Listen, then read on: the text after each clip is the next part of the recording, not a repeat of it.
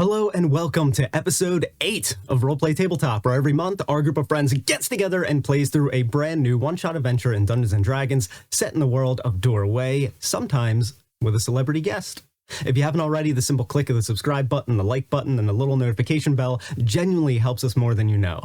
And we want to make celebrity guests here a regular thing, so we came up with a way to generate the funds to do so while also rewarding you back for it with some cool memorabilia from the show. By joining our Patreon, you get to bring our adventure to your table, where just $3 gets you a PDF of the adventure module so you can run it with your friends, as well as enters your name 3 times into a drawing to win some of the cool terrain and minis from this month's episode. And no, not copies. The actual terrain that I crafted and painted, the actual minis that you're about to see at our table. We want to thank you for your support with actual physical goodies. Each Patreon tier adds your name to the list that many times. This list will be randomized, and then the top 3 names will get to choose their memorabilia. The rewards are some of the key terrain pieces, bosses, player minis, and everything else from each episode. The winners will be announced at the start of the next episode, so click the little notification bell so that you don't miss it. For just a few bucks, you can potentially get some cool stuff actually used at our table. The $5 tier adds your name to the list 5 times, 10 adds it 10 times, and yes, you can win multiple prizes. And if there is ever a time to do this, it's this month, because at the time of filming, our channel is still young, and odds are you may be the only one to even enter. So if you're interested, check it out in the description, but regardless, thank you so much just for being here. And let's get started with episode 8 of Roleplay Tabletop, titled Holidays Can Be a Nightmare. For those of you here for the first time, welcome to the world of Doorway. This story takes us back to the continent of Idris Falls, deep into the center of the wonderful Whimsywood Forest, to the ever-happy Holiday Village. Holiday Village is home to the most cheerful beings on the planet, Holiday Halflings, who have traditions of calling everyone and everything their favorite, avoiding danger of heroic quests, and instead revering cooking, baking, arts and crafts, because danger is scary, always slurping their soup. And the worst holiday-on-holiday violence is a tickle fight. Often broken up by the fun police. You don't want to be thrown in fun jail. Unless you like sugarless licorice. Holiday Halflings treat every day as a holiday and celebrate life and joy at the end of each and every day with a town-wide nightly festival. These blissfully innocent creatures, however, are cursed. They must witness a sunrise at least once every 10 days. For if not, then each subsequent night following increases the potential for them to transform into a Twilit Halfling. Creatures with twisted features, shadowed skin, teeth like broken razors, emotionally vile to the core, and the antithesis to everything that is holiday. Unlike Holiday Halflings requiring dream catchers and special preparations, Twilit Halflings have the innate ability to sleepwalk by traversing the Dreamscape, which is the plane of dreams. And they can invade the dreams of others, often using their Twilit magics to bring nightmares along with them. It is said that when the world was young, Sister Light created the Holiday Halflings to welcome her sunlight every day upon the world. But Brother Dark, jealous, always threatens to take them away and pervert them into his Twilit. All Holiday Halflings carry personalized dream catchers, and countless generic dream catchers are woven into the architecture and accessories throughout the village. Holiday Halflings are naturally prone to nightmares, for without the presence of a dream catcher, they could have a nightmare any night, risking the Twilit transformation. In the surrounding Whimsywood Forest, trees, bushes, and vines are all colorful, curling, and bursting with exaggerated whimsy, increasing in exuberance the closer one gets to Holiday Village. Homes and buildings are a menagerie of fantastical flora and plant life, mixed with humanoid innovation. Giant mushrooms that balloon out from a central stalk or create a dome-like outer shell of a home. Giant hollow trees are converted into condos, and soil mounds knitted with roots and covered in moss are all hollowed out to make great inhabitable burrows. Tree houses surround the outside of thick trees from ground level to several stories up, connected with twisting vines and wooden plank walkways, balconies, and terraces. We begin at the center of Holiday Village, at the height of a nightly holiday festival. The center of the village is an enormous clearing, rung along its perimeter by the most popular eateries, stands, and shops, before the fantastical, whimsical plant life of the forest bleeds into the rest of the village proper. This clearing is filled with all sorts of gazebos, tents, carnivalesque attractions, competitions, games, musical performances, dance floors, and filling the cracks in between all of these things are a flood of holiday halflings, along with incredibly varied races of all visitors and non-holiday halfling inhabitants alike, all illuminated by the second moon of the year, Wenli, as it shines its blue hue down into the clearing, washing into the many bioluminescent fauna and hanging lanterns and dancing lights that are all scattered about. Smells from searing meat to wafts of sugary pastries dance up into your nostrils, while your ears are filled with music, laughter, cheer, hoots and hollers of spectators of games and entertainers, and the clinking of mugs upon tables and the scraping of silverware on plates, and of course, exaggerated slurps of soup, as is holiday tradition. Mixed in are 3 individuals, all in Holiday Village for their own reasons, mingling about, enjoying the food, entertainment, and games. Let's quickly go around the table, describe our characters, and then jump into a little bit of a festival fun. What do we got? My character's name is Varus. He will be a variant human. He's about 6'1", darker skin. He has a trench coat, like a nicely tailored suit underneath with kind of a matching hat, kind of like a Monster Hunter kind of theme. He has a big crossbow strung along his back, a rapier on the side, a hilted, and then on the other side, a hand crossbow. He felt that he was drawn here by the moon, and he isn't sure why. All right. He's a blood hunter. Okay. Not sure why. All right, what about you? I'm playing a Dwargar named Shamros. He's got a nice little violin on his back. He's come here just to try out the festival. Heard a lot about it and it seems like a fun time. He's kind of stout, like around 5 foot, typical dwarf build, you know. He's got a nice bushy white beard, a kind of a balding head, and big muscular arms. And he's a very jovial guy, but he's also got some secrets to him. Okay. I am also playing a variant human, barbarian named Robbington. I'm also here just for the party, pretty much. I guess 6 foot, blonde, hot, sexy. I mean, like, like you know, like yeah, 10 out of 10. Like You know, just just like, common. yeah. Okay. All right, cool. So those 3 individuals are mixed upon everyone else in Holiday Village. So there are several festival games. We can just kick into one that we can all kind of run together, kind of for the sake of brevity. So there are all kinds of different festival games that are common, and then some that are uncommon and unique to Holiday Village. Some of them are, there are both tickle fights and pillow fights. Tickle fights have to be sanctioned. Pillow fights can be whenever. Unsanctioned tickle fights, that can lead to arrest by the fun police. Yeah, they don't mess around.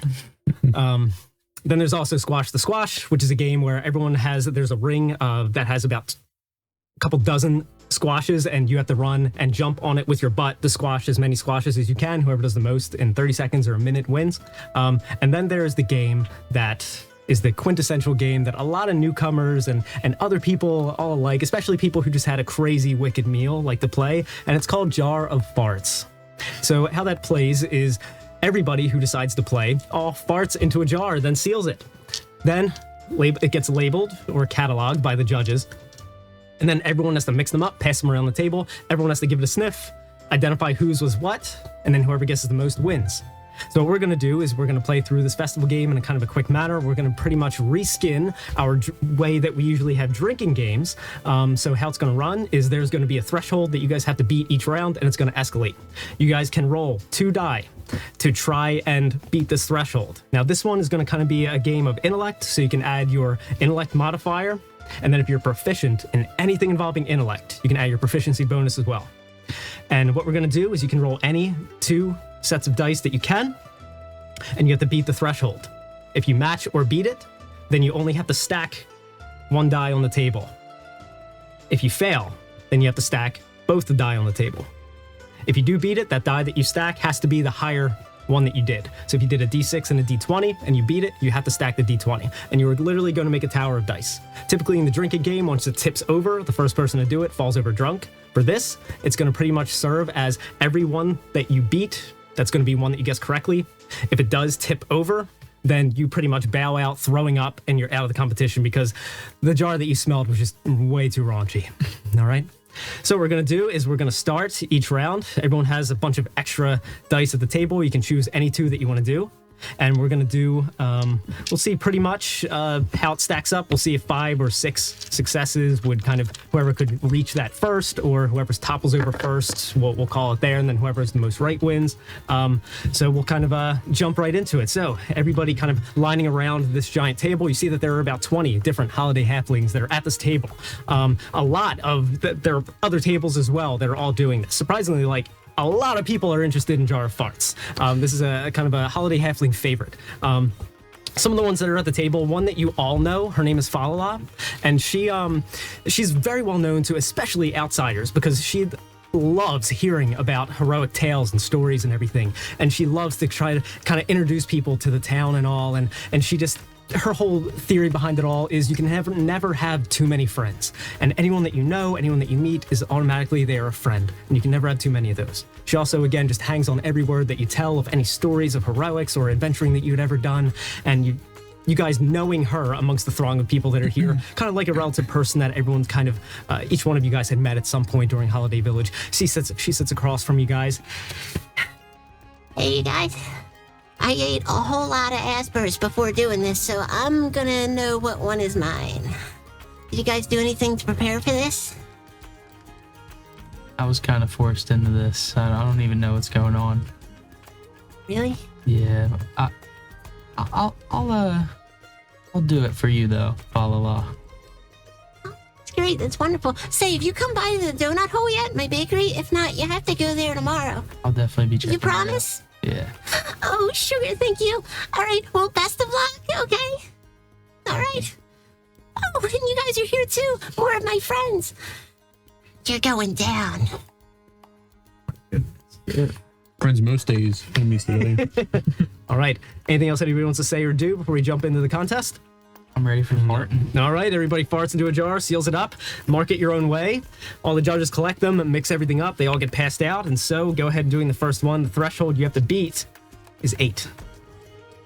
So everybody roll 2. We'd add our proficiency if Yep. we are okay. Intelligence modifier and proficiency bonus. As everyone is at the table, you can just hear a whole conglomeration of some people are starting to already throw up and they get kind of taken out of the competition. A few people, yeah, this one's mine. Got it on the first try. Yep, that's an easy one. What about you guys? What do we got? Go ahead and you have to beat 8. 2 dice, right? Yep. 11. All right, nice. 7. I get +1 for intelligence, and then I'm proficient in investigation, so another +3. Nice. What did you get? So I got 7. I am proficient. Am I proficient in any intelligence things? So you guys both have to just stack 1, the higher die that you rolled. I'm not proficient. Oh wait, I'm proficient in investigation. All right, cool. Go ahead and all of you guys passed it. So go ahead Wait, and the higher one? stack the next. Yes, the higher die you have to stack. All right, now it is 12. Oh, dang. Do we have to use the same die we just used? No, because you're gonna keep stacking on top.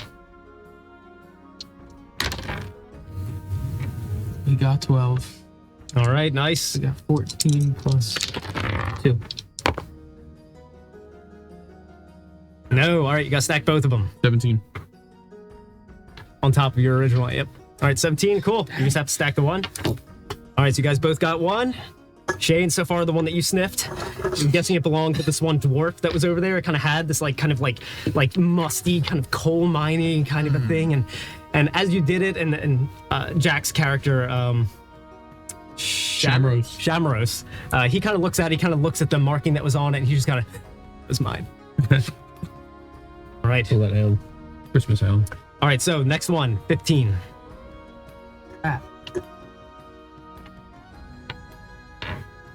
And you can roll any 2 die that you want. Oh my god, this No matter what, you're stacking the higher one. 15. Wait, you have to beat it or you can meet it? Meet it, beats it. Okay, because I got 8 and a 5. 25. 8 and a 5. You don't and I get do 2 D20? No. from big 12. proficiencies. 13. I'm gonna put Okay. another 2 on top. All right, so Jack failed.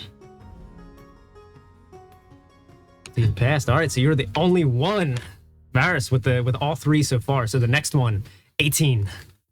Then we'll do a final one at 22. 18. Yep.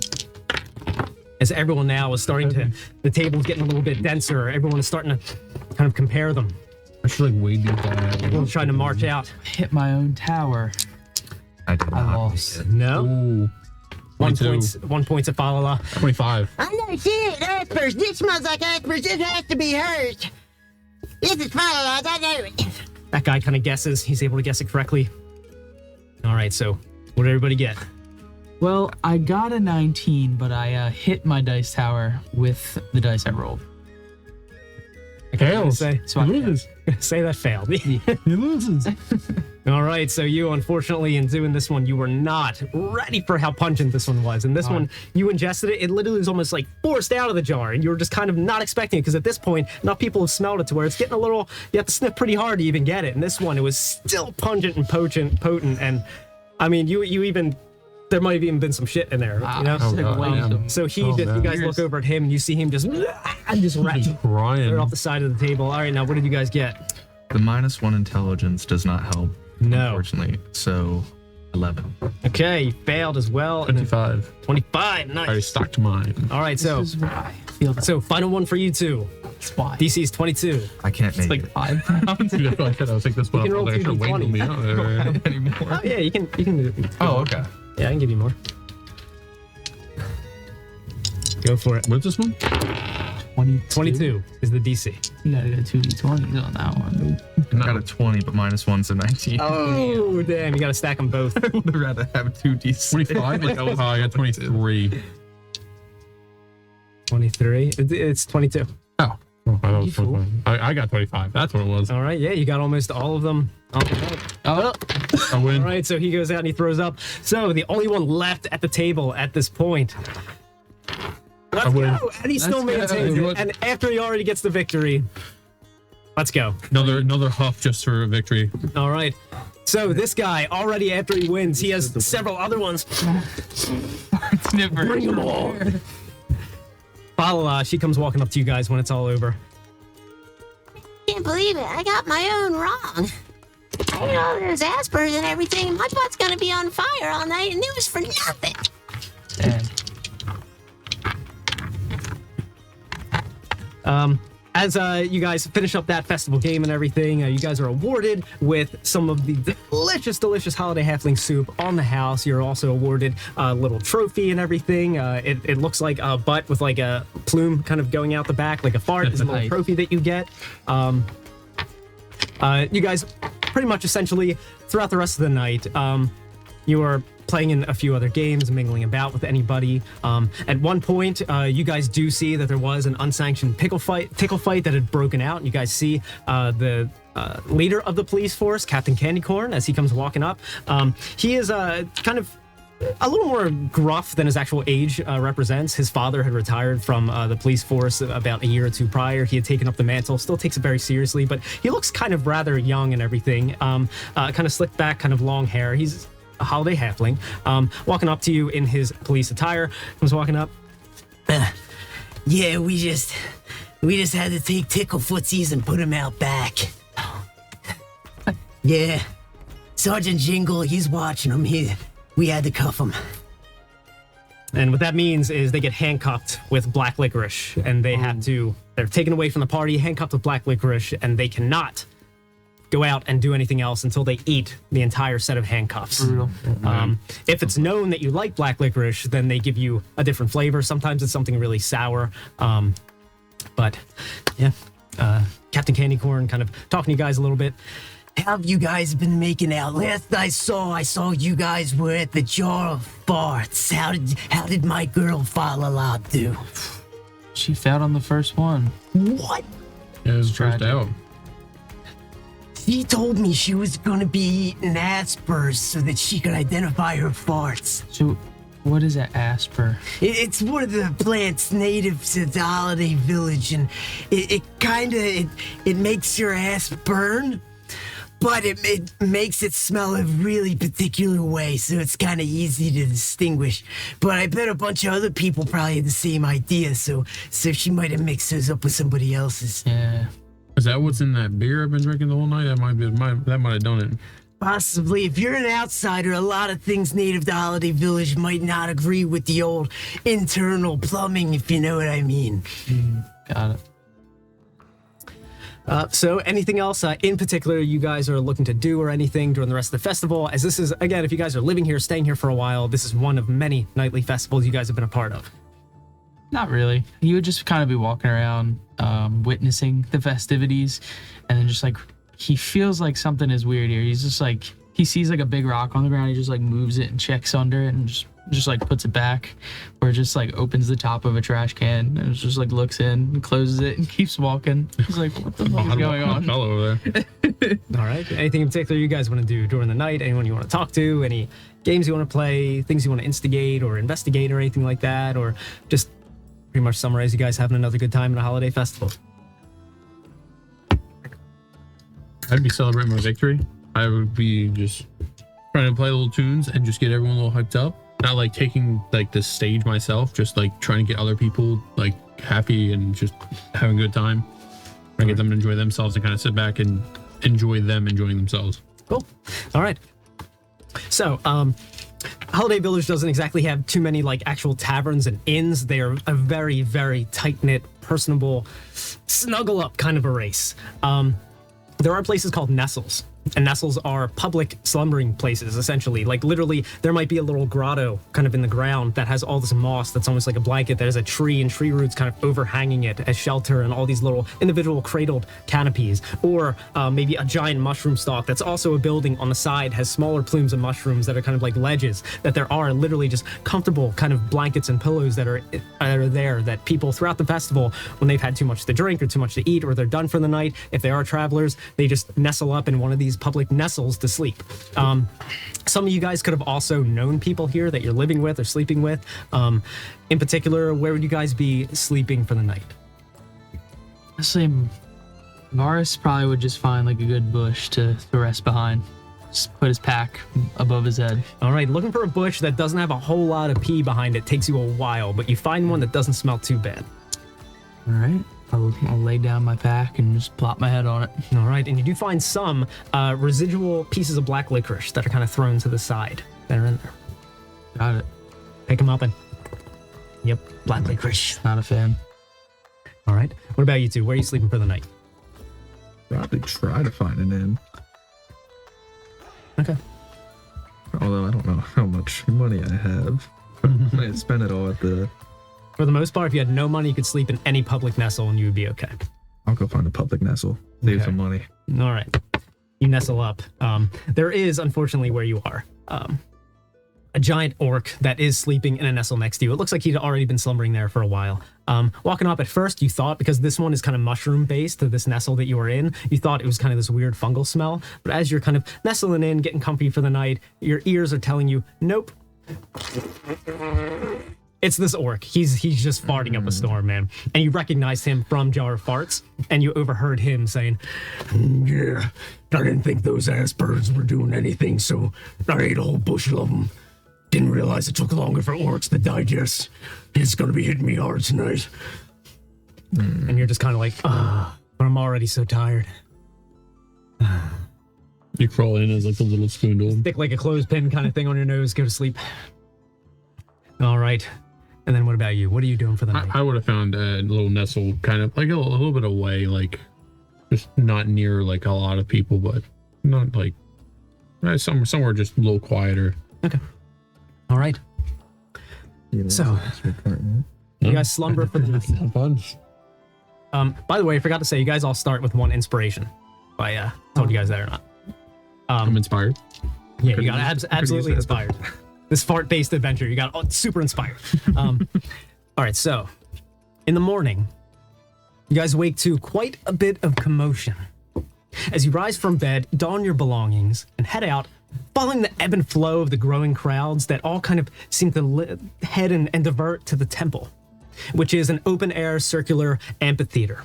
Its central stage is a gazebo that is made of vines and fauna descending down a mossy mound that it rests upon are rings of a variety of seating. They're all made of roots and vines and stumps that grow in this incredibly soft and rich dark soil that's underfoot.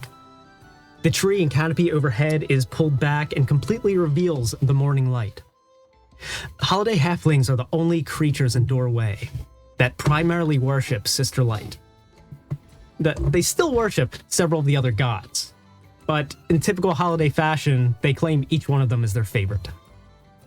A conglomeration of people are swelling within the area. Some of them are sitting, but most are standing, kind of nervously conversing with others as several of the town tellers, which are the leaders of the town, discuss in that middle gazebo, kind of in a huddle. You all enter the crowd at your own discretion, picking out relevant conversation as everyone awaits an announcement from the tellers.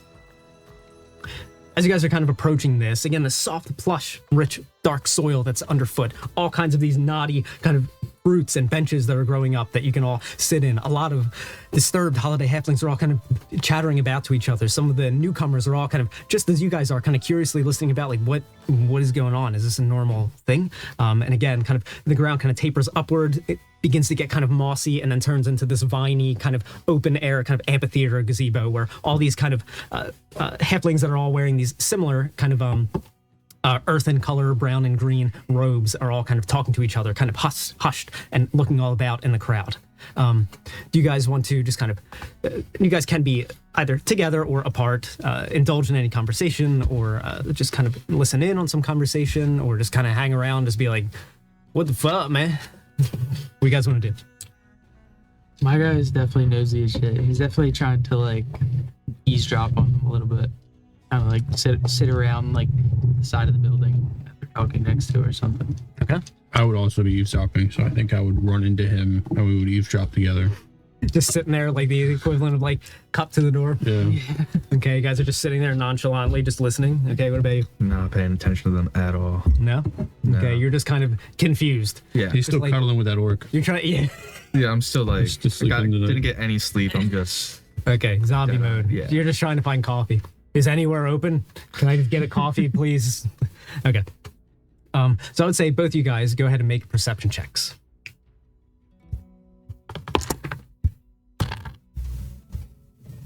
17 for me. Natural 20. Oh my god. Plus 0. Hi, okay. All right, we get it. You're perceiving. All right. So you're able to overhear a group of Holiday Halflings that are kind of talking to each other. One outsider came up to them. It's kind of like a gruffy human. Hey, what happened? Was it something that happened at the festival last night? Because things, I'm not gonna lie, things got a little weird. And then the halfling just kind of, Hey, listen, buddy, I don't know what you're talking about, but it's the whole problem is all the nightmares that happened last night. I mean, one nightmare is rare, but several at once? What's happening? By the way, you're a weirdo, man. Get away from us. I don't know what you're talking about, but this is a bigger fish to fry here. But bye. the human kind of drifts off a little bit. You are also able to hear another conversation as it's starting to come up. However, Balala comes walking up, kind of points you out. Your name is Shamras? Shamras. Shamras, okay. Shamras, hey, did you hear everything that's happening? Something about nightmares? I heard? Yeah, so I guess you remember just hearing a little bit of like mumbling and everything the last few days you were here, but there have been a lot of unexplained nightmares that have been happening lately, even when holidays have been keeping up with their sunrises. And how is this even possible? And then at the same time, Captain Candycorn kind of comes up. Oh, Falala. Happy I found you. Oh, I remember you guys from last night. Listen, Lala. Everyone who had a nightmare described a creature of charcoal skin. Gnome-like features, but like up-looking ones. We all know what it could be, Lala. It's just so gosh darn scary to say out loud. And at the same time, your natural 20 is just the happening place. One final teller that hadn't made it up to the gazebo yet, who was kind of donning his clothes, still putting his robe on, kind of getting his arms through it as he's walking through, kind of bumps into you guys. Sorry. I've got to head up to this meeting and discuss all this stuff with the other tellers, but this whole situation is scary. Nightmares? Even after seeing the sunrise? I'm not gonna sleep for a week. And he kind of pushes back through and starts heading back up there. Can I just grab onto his shoulder? Mhm. I'll just say, where are these nightmares? Whoa. What do you mean where? Where are they located? In our dreams. Well, how do we find? You have to get into the dreamscape. How do I do that? Who's having them? Like, have you had one? Are you one of the people? Luckily, I haven't had a nightmare in forever. Although there was one time that I forgot to kiss my kids goodnight. And that was a nightmare, let me tell you. Oh man, I'm reliving it. Okay. Happy thoughts. Apple pie. Okay, I'm back. Okay, I need to head back up there with the tellers, but if you're that interested, perhaps you could help us out, okay? I'll keep you in mind. I'll be looking for you in the crowd, okay? You got it. All right, are you guys, are you kind of I mean, I'm not judging, but are you, we'll figure it out, okay? All right. He pushes through the rest of the crowd and heads up to the rest of where the tellers are in the gazebo. I would say at this point, you are awake enough, hearing enough of the commotion to where you're kind of wandering out, coming to where this public gathering is, kind of figuring out just exactly what's going on. Just as that, a lull starts to kind of come over the crowd as that same teller, the teller that had stood up from where you guys were, and from some of the mumbling and whispering, you guys were able to hear that what some of the people are kind of mumbling as he steps up away from the rest of the tellers to speak, that this is Teller Plenty, is his name. He's a Holiday Halfling with a soft complexion. It's framed by a swath of bouncing brown and a kind of peppered gray hair that he breaks away from the huddled tellers and faces the audience and then slowly paces the circular central gazebo as he addresses the crowd and then quickly lulls to a hush. We are... Kind of composes himself.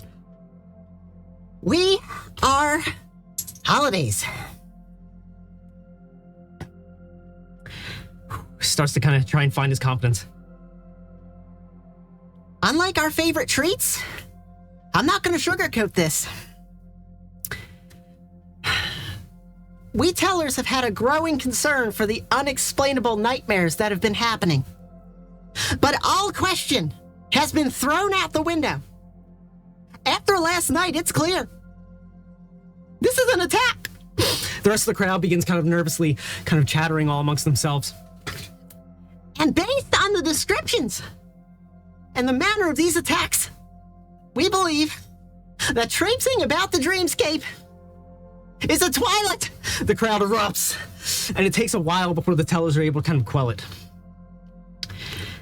How the holiday section of the dreamscape, how it got to it is unknown to us. We thought it was impregnable, but its activity has proven that it has no intention of stopping. And we believe its attacks are only going to increase. So, we need to send some brave heroes into the dreamscape to hunt it down and bring it to justice before it gets all of us. And the crowd kind of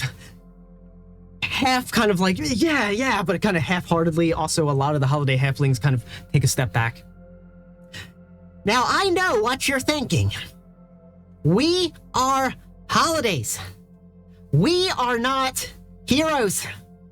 And you are right. Every holiday in the crowd just kind of nods in absolute agreement.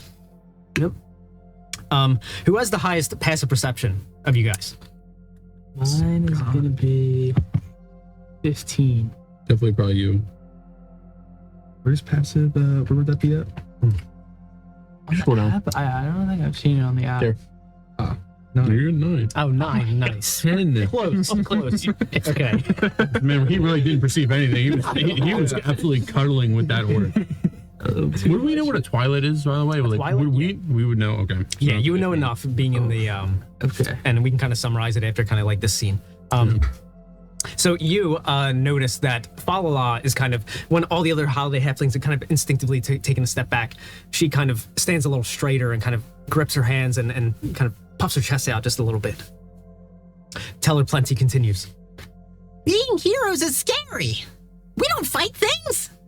Risk getting caught or worse. Imagine rolling an ankle and you can't dance again.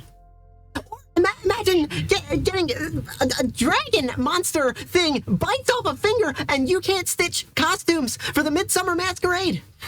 Cross-stitching is difficult, guys and girls. We can't risk it. And so, we turn to you, outsiders, to answer the call. Who will be our heroes? We open our hearts and our hearts to you. May you please offer what you can to keep them from going dim. As they do this, they're looking out to the crowd for volunteers. Several of the tellers kind of step down, kind of going throughout the crowd, kind of asking people if they would volunteer. Does anybody answer the call? Boris definitely be like looking up at the, I don't even know, the sky. If is it nighttime or is it? It's morning time. It's morning time. Yeah, he just speaks out to like the moon's presence, just basically thanking him for this, and he knows that this is what he has to do. All right. I'll raise my hand and like start walking towards. You're like, is he offering coffee? I'll take a coffee. Yeah. Yep, me. Double espresso, please. Okay. And then what about you? I would have just been taking like not a step back, but like just surveying everyone, and then eventually like kind of step forward and raise my head and join as well. All right. So among you guys, a few of the other outsiders volunteer as well. You guys are vetted just a little bit, seeing how well you would mesh together. Don't want too many entering the Dreamscape, which is the plane of dreams. And because it's kind of sacred to the Holiday Halflings, granting access to this, they don't just want to give it to a whole bunch of individual people. Through a little bit of a sit down and everything, they kind of put a little task force together, and it is the three of you who've been chosen. So from what you guys know about Twilit Halflings is so they mostly live inside of the Dreamscape.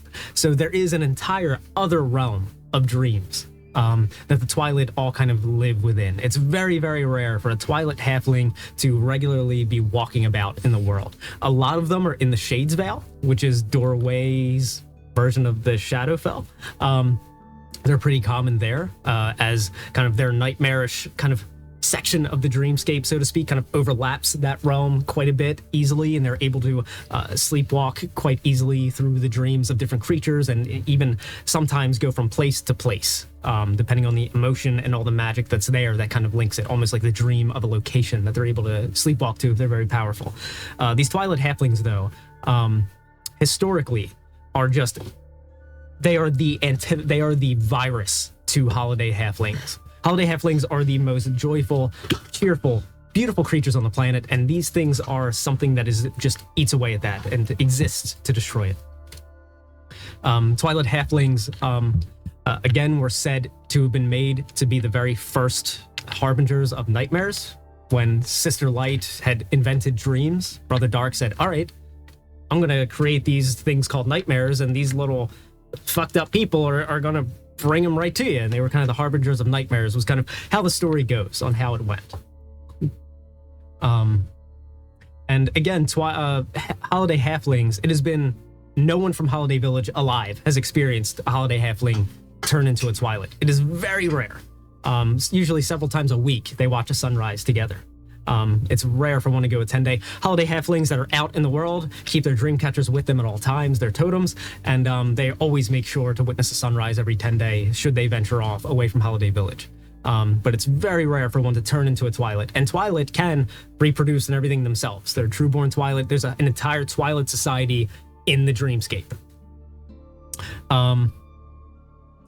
After you guys are all kind of vetted and everything, you guys even spend the day kind of gathering up some supplies and material, getting to know some of the townsfolk, kind of picking out who may be the most likely targets for some of the dreams for this Twilit to attack and everything. And Teller Plenty, the one that had given the speech and everything, he insists that you guys do your sleep, because you guys have to craft a totem, put it on a town dream catcher to bond yourself to the Dreamscape. Pretty much you're getting invited into their section of the Dreamscape and into the Dreamscape proper as an entrance.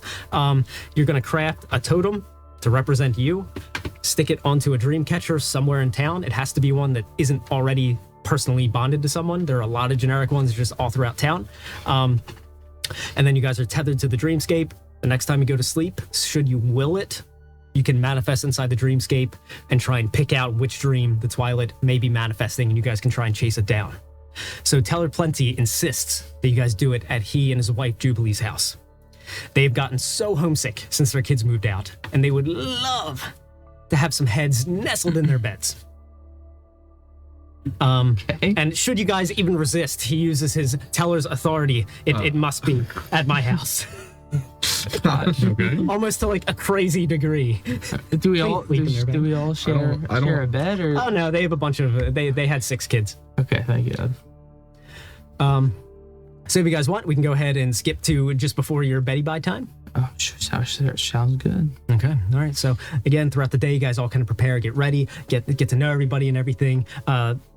Teller Plenty and his wife Jubilee, they all invite you into their home, which is inside of this little burrow that kind of goes into the ground, and it is a massive place, and it even goes up into 2 different trees that kind of turn into a few different tiered bedrooms and everything that have like balconies out the side, and everything is very lavish.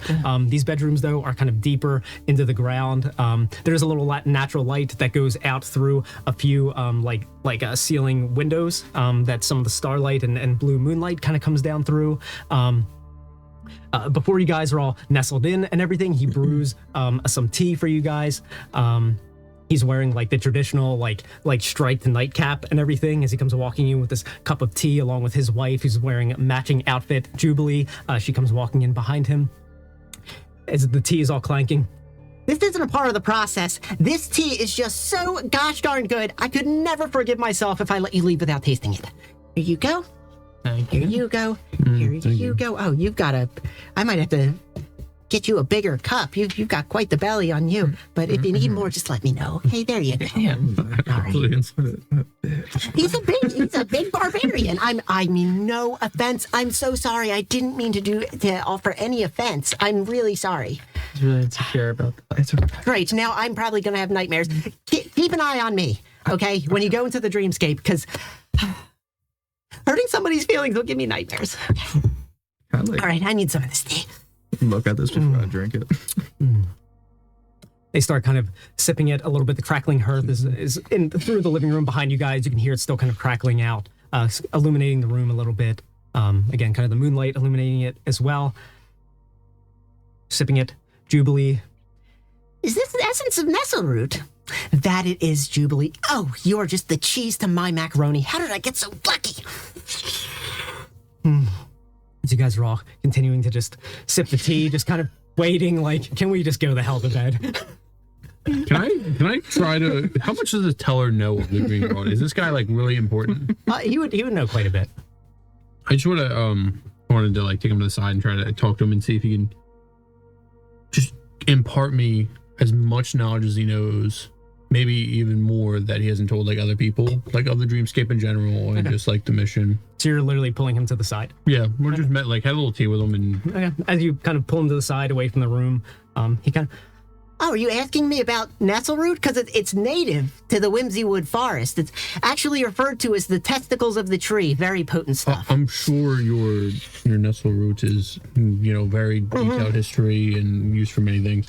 I was hoping you could tell me more about Dreamscape and these nightmares. Just okay, yeah. I know I know you keep this information to yourself normally, but just a little extra for me if you could.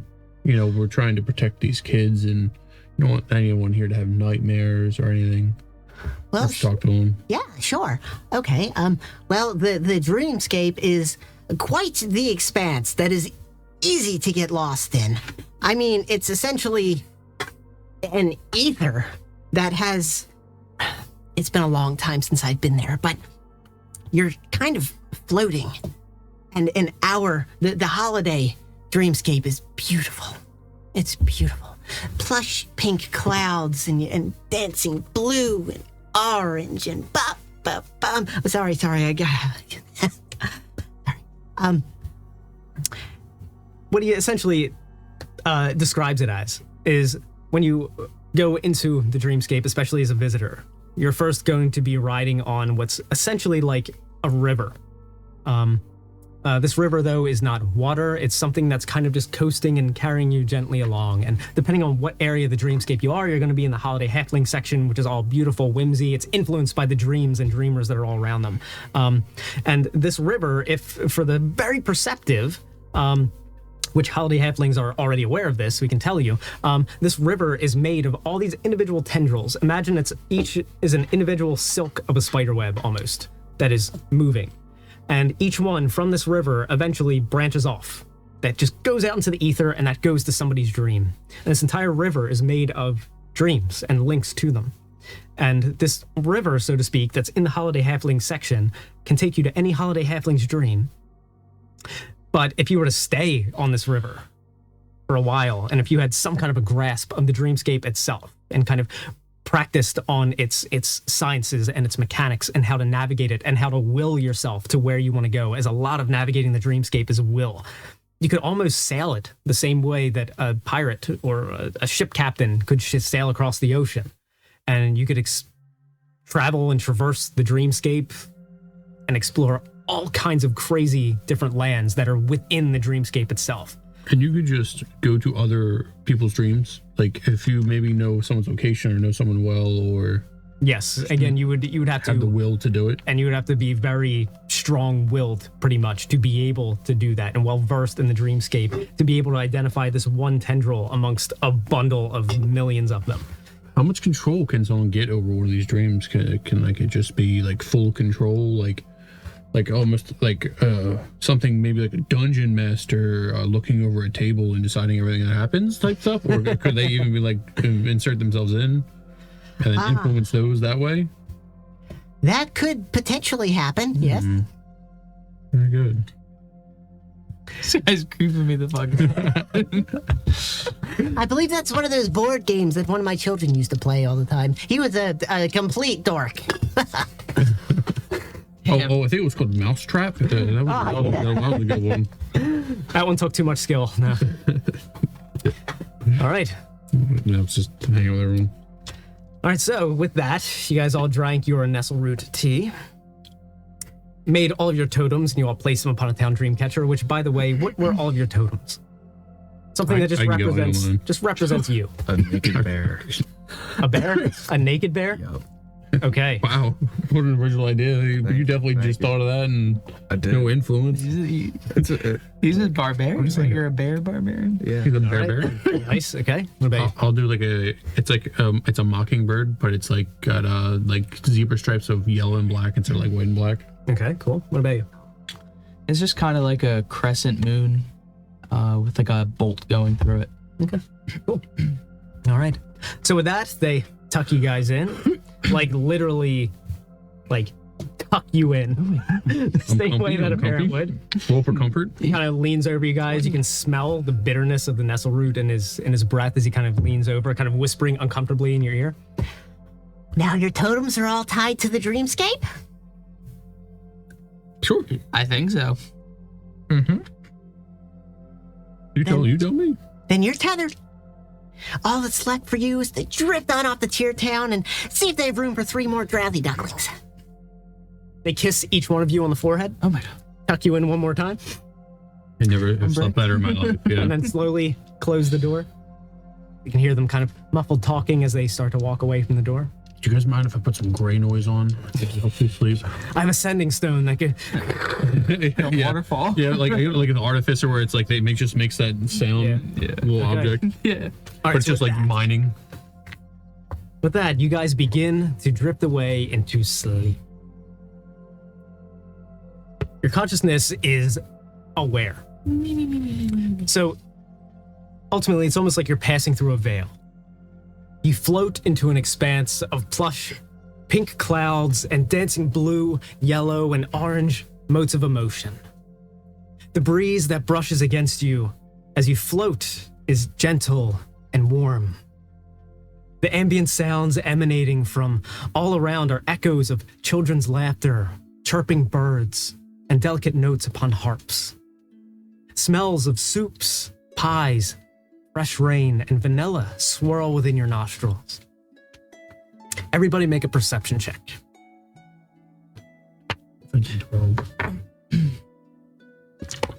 So, one of the Twilit Halflings, like, as like a blood hunter, I get advantage on Fey, Fiend, and Undead. Does this like pertain to any of those? Yes. Okay. Not on perception, but just I got a 20. Nice. Dirty 20. Trace. 2 minus 1, so 1. My lord. All right. 3 and 1. Oh my gosh. Okay, you guys are just like mind blown that you guys are just. I was so figure it out. enjoying my sleep that I'm sleeping in the dreamscape. And then Shane, his Robbington, he's just like, that tea I was drinking, he said nestle root is the testicles of the tree. What did he mean by that? That's all that's on your mind right now. And then testicles. You were just like analyzing because you were able to kind of overhear some of the conversation that they had with a 20. So you notice that there are countless nearly invisible tendrils that are all in the air. They coalesce together to make a river beneath you that makes up this current that has been gently floating all onward. These tendrils also branch from this main river, so to speak, individually and continue out into the ether around you, like thousands of strands of spider webs or fishing lines that are going out into the ocean, each one connecting to a dream. You have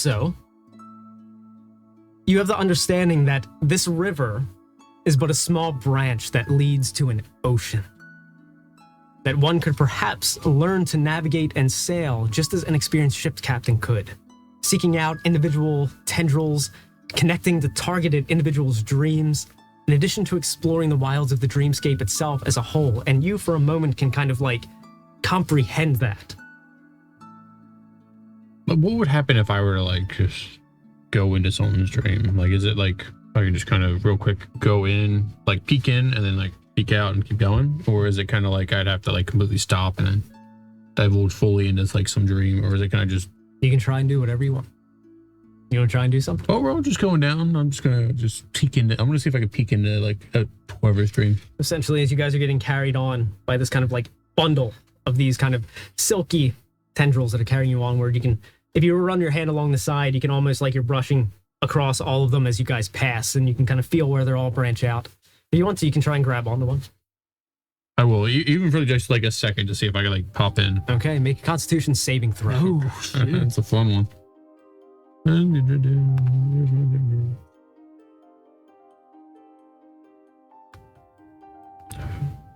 Okay. Okay, it's a 9. But is it to avoid the poison, charmed, or stunned condition? No. Okay. Unlucky. All right. Unlucky.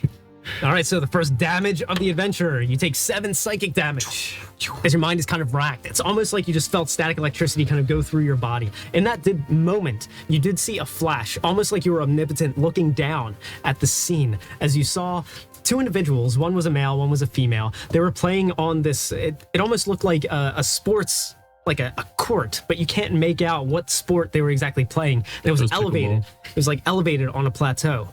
And it looked like one of them was trying to hit this ball across, but no matter how they swung, they just kept on missing it, and they couldn't even start the game to serve it. And there was just a whole ocean of spectators below this plateau that were all just roaring in laughter. And in that moment, you felt that fear and that pain that this person had that just kind of shocked you. Interesting. Not gonna try that for a bit. What is this guy doing over here? I just tried to see if I could go into someone's dream, and I think I did, but it was a nightmare. And You went into someone's dream? yeah, it's kind of what we're doing now. Wow. It's just I just re-explained everything. Alright, nice. Explain where I just like. Okay, go ahead and make a Constitution save. Okay. 12. You have to have something good, right? You're a barbarian. He's just negative everything. Go there. Forgot to add stats. Okay. No, his Constitution, I think, is really good. 18. Okay, all right, so you did pass, so you don't take any psychic damage. However, looking into it, your will, your intellectual bond, trying to understand what this is, you're literally just copying him. Your mind isn't like, I'm going to try and manifest into this dream. You're just like, you touched one of those strings. I'll touch one of those strings. And when you do it, you're able to completely ignore any of the pain. It would have racked you just as badly as that, but you are so tough that it just kind of zaps you and you're just kind of like, huh. And you almost feel like it is kind of like, almost because you overpowered it, it's almost like inviting you to take a peek in, but your mind kind of manifesting is just kind of like, nah, that was fun. And you don't feel a connection to it. But you did feel that just from sheer force of will and overpowering the pain, you almost just like forced your way into it anyway. As I kind of like cleaned my nose from like the blood running down my nose, I was like, oh, so you enter that and not feel any pain? You just like, if you just send it. really Yeah. interesting. Can you do it again? Heck. Yeah. Okay. One more roll. Okay, 23. Okay, so you passed. Do you want to look inside of the dream? I just want to see if you can do it again. You don't have to. It's No, up to you. no, I don't want to. All right. You may be my new friend. All right. So as those two are being buddy, you're literally like I got my crossbow out. just like analyzing as you guys are drifting along, vials of things. He's got kind to of shoot somebody in their peeking dream. out. You can start to begin to notice and feel differences between the nearly invisible tendrils that branch off from this river and then shoot out into the ether to each Holiday Halfling's dreams. Ultimately, you notice one tendril that stands out from the others. It's blackened and it's trembling like a line feeling the tug of a fish. As you guys near to where it is, what do you guys do? I There's guess. clearly one that stands out and it looks like infected.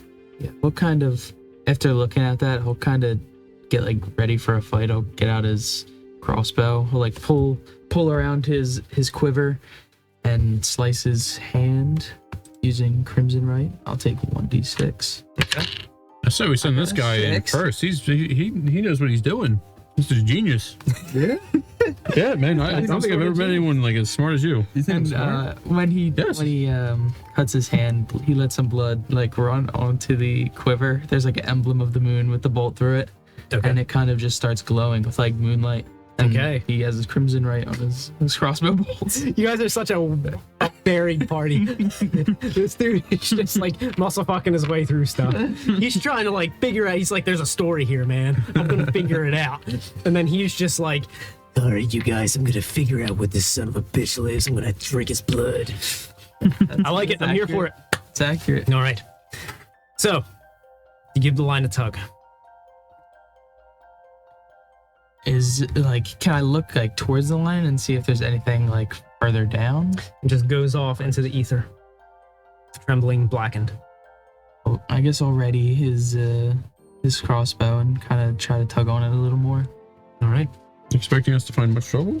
You guys freaking out as you see this. Yeah, this guy's like. As he tugs onto the line, he is suddenly just pulled along the line at a rapid speed. Oh shit. The ether becomes just a rainbow blur around you. As you rocket onward, you feel yourself slowly blending into the tether as it feels like it's expanding in size to slowly envelop you until you are consumed. Oh my gosh. The speed vanishes, and you're suddenly standing upright, and you step into a Holiday Halfling's dream. And watching this, you guys, as you were floating along, you'd realize that his consciousness, being as strong as it was kind of the thing that was guiding you guys along. And you almost feel like the captain just jumped off the ship, and now it's just fucking starting to turn around. You guys suddenly feel like, oh crap, we gotta do something Oh, quick. crap. New friend, let's go. Let's follow him. He seems to know. Let's go. All right. Guess I'll go jump All right, and you guys try to grab tug onto the string. line, same thing. A few seconds later, you see them just kind of appear next to you. as you guys step into Holiday Halfling's dream. You all enter the peak of a holiday festival similar to the one that you guys were at the night before, in the middle of Holiday Village. Blurred versions of the Holiday Halflings from town mingle, eat, drink, dance, frolic about as they engage in the festive holiday activities such as Squash the Squash, pillow fights, and Jar of Farts. Oddly, of note, every Holiday Halfling is also wearing a fake mustache. Okay. Okay. As you guys are walking about, what do you do? I got like my weapons just like drawn, ready to fucking shoot a monster. As you're kind of passing through some of the people, it's almost like they're just like, you feel contact, but they kind of dissipate kind of into shadow as you're kind of walking about. Try to take like one of the mustaches from people and just like. There are a ton also laying all over the ground. Oh, cool. Oh, okay. I'll just pick one up off the ground then. Okay. And just try to put it on. All right, cool. It sticks right to you. All right, cool. Wow. And I'll just keep walking. All right, cool. What are you doing? Seeing him get ready, I'm going to is it for the violin, is that instrument you use, is it a bow or a bow? I don't know how to pronounce it. A bow? A bow. It is a bow. I was sure it was a bow. Yeah, Okay. it's a bow. Not Yeah, a violin I'll pull player, the but I bow. think so. Yeah. I'll pull my bow and I'll stick it into my sheath I have and click it and then pull out my like rapier that's like the end of it. Little sword. Okay, you guys are getting ready. Just your violin kind of thing. Yeah. All right, so as you guys get ready, I'm going to go ahead and say, make a group perception check. I'm perceiving my Dude, eyeballs today. it's all up to you. Let's cock. That was a 19. I'm seeing worse. 2. Oh my, you are absolutely the most perceptive person. 11. Could I wait? Hear me out here. Could I use investigation? Because we're kind of investigating this area. You know what I mean? You know what I mean? You can do investigation. The DC is going to be a little bit higher. All right, but because I get advantage on investigation Okay. pertaining to Yeah, we'll do makings on that. I got a Yeah, so- 15 for investigation. Okay. So I'll re-roll that. Oh, that's a little better. So I got a 15. Okay. Wins. What did you get? Oh my god, dude. He's just playing the mustaches. Playing the mustache game. I like it. I fit in. All right. It's in What about you? Nice. 15. 15. Investigation specifically. Wow, you guys just exactly got it. You were My 2 is my huge. Yeah, the DC was 30 as the group. Okay. All right. So you guys notice that the squash players, and like these stand out to you guys. The squash players have giant ears. Like they are giant. You guys also notice that the pillow fight people, instead of using pillows, they have giant bagels that they're hitting each other with. What kind of bagel? Just plain? Everything? Some of them are everything bagels, you know, Any there's a cream little bit of cheese? plain, a little cinnamon swirl. Now cream cheese is off to the side. That's after the game is done. Okay, back to it. And then the Jar of Farts players are all leaning upon walking sticks. And these are three things that literally stand out and kind of tag within your mind. Who does that represent to us? Gandalf the Grey.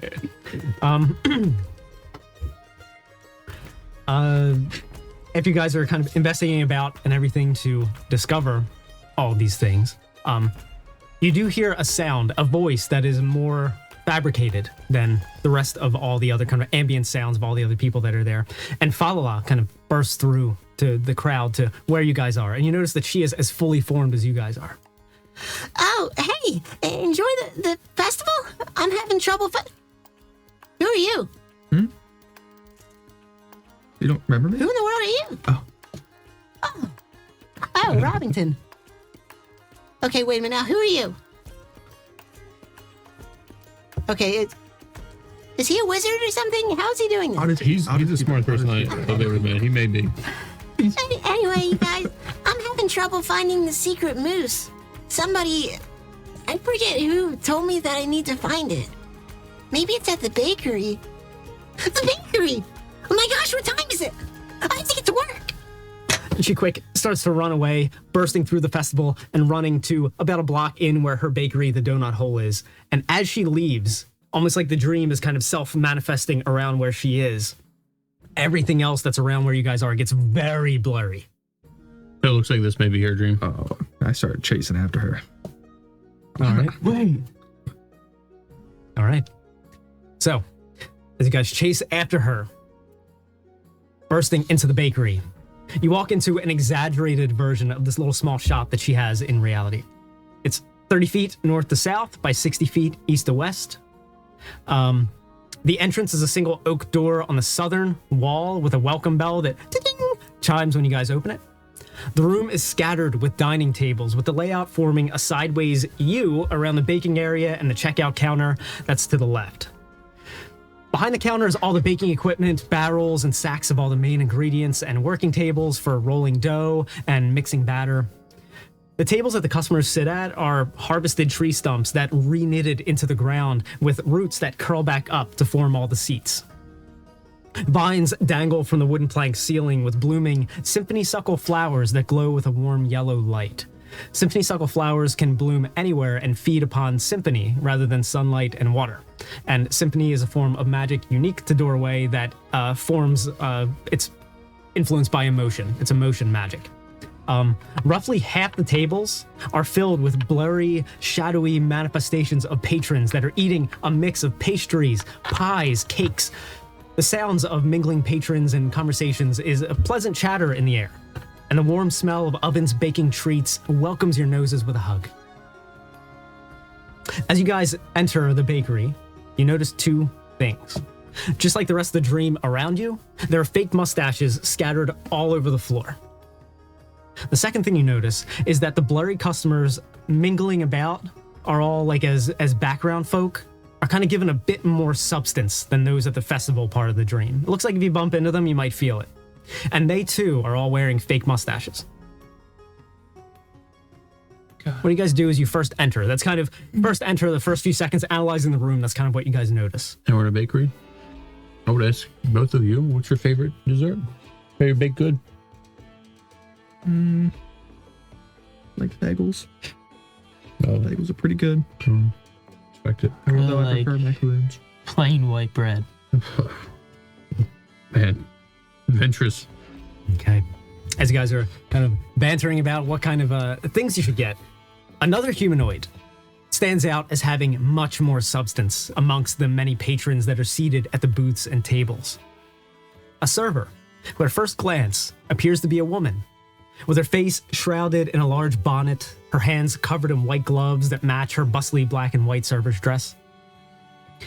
Now I don't believe you have a reservation. The server says in kind of a wicked voice as he begins to quickly deliver a few donuts and pastries to some of the tables, his bonnet falling backward during the hurry, and revealing the charcoal skin and twisted gnomous features that were kind of hidden underneath. These patrons eagerly begin to devour the pastries, growing to voraciously ravaging the food, then continuing to devour their hands when it's gone, then ultimately eating themselves away to nothing as the Twilit shifts form into a tentacled monstrosity in the middle of the room, and it bellows. Let me cook up something that sits better in your stomach. We'll call it an inside joke. And he turns into this kind of tentacled monstrosity, and that is going to be initiative. Oh my god. It's terrified. Greedy. Oh.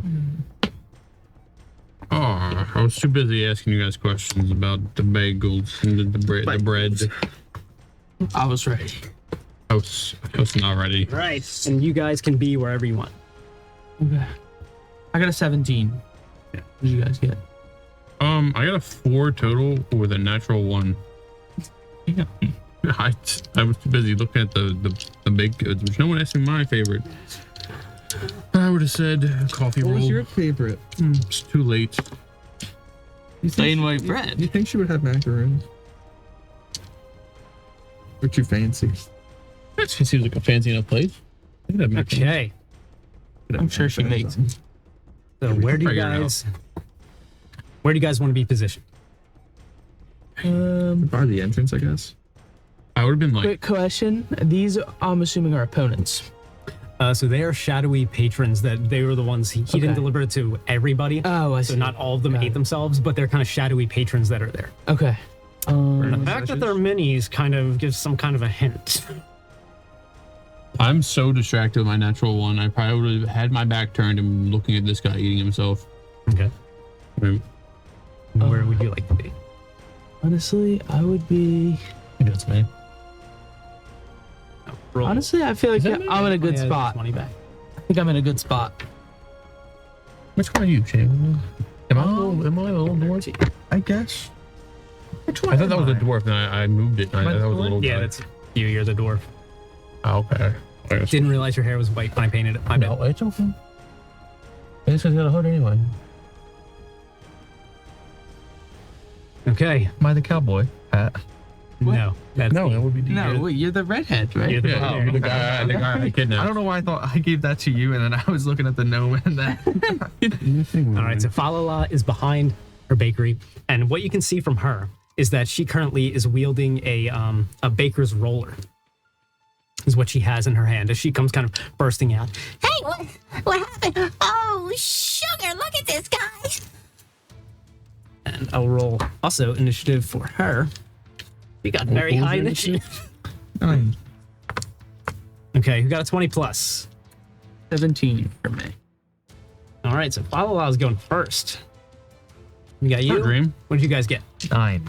9. What'd you get? Natural 1, right? Or 4 total. Okay, so the Twilit. And Is we that what got- that is? A Twilight? That technical monster? Yeah, maybe. Yeah, that's what he manifested into using his nightmare. He Nightmare manifested red. I powers. always want to be part of the inside joke. What was your name again? Varus. Varus. Where do you want to be? I'm honestly just fine where I am. I'd Okay. just be surveying. So that's a good spot. All right.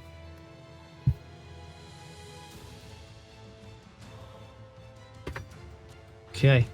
So it goes Falala, then Varus, then Robbington, then Shamrus.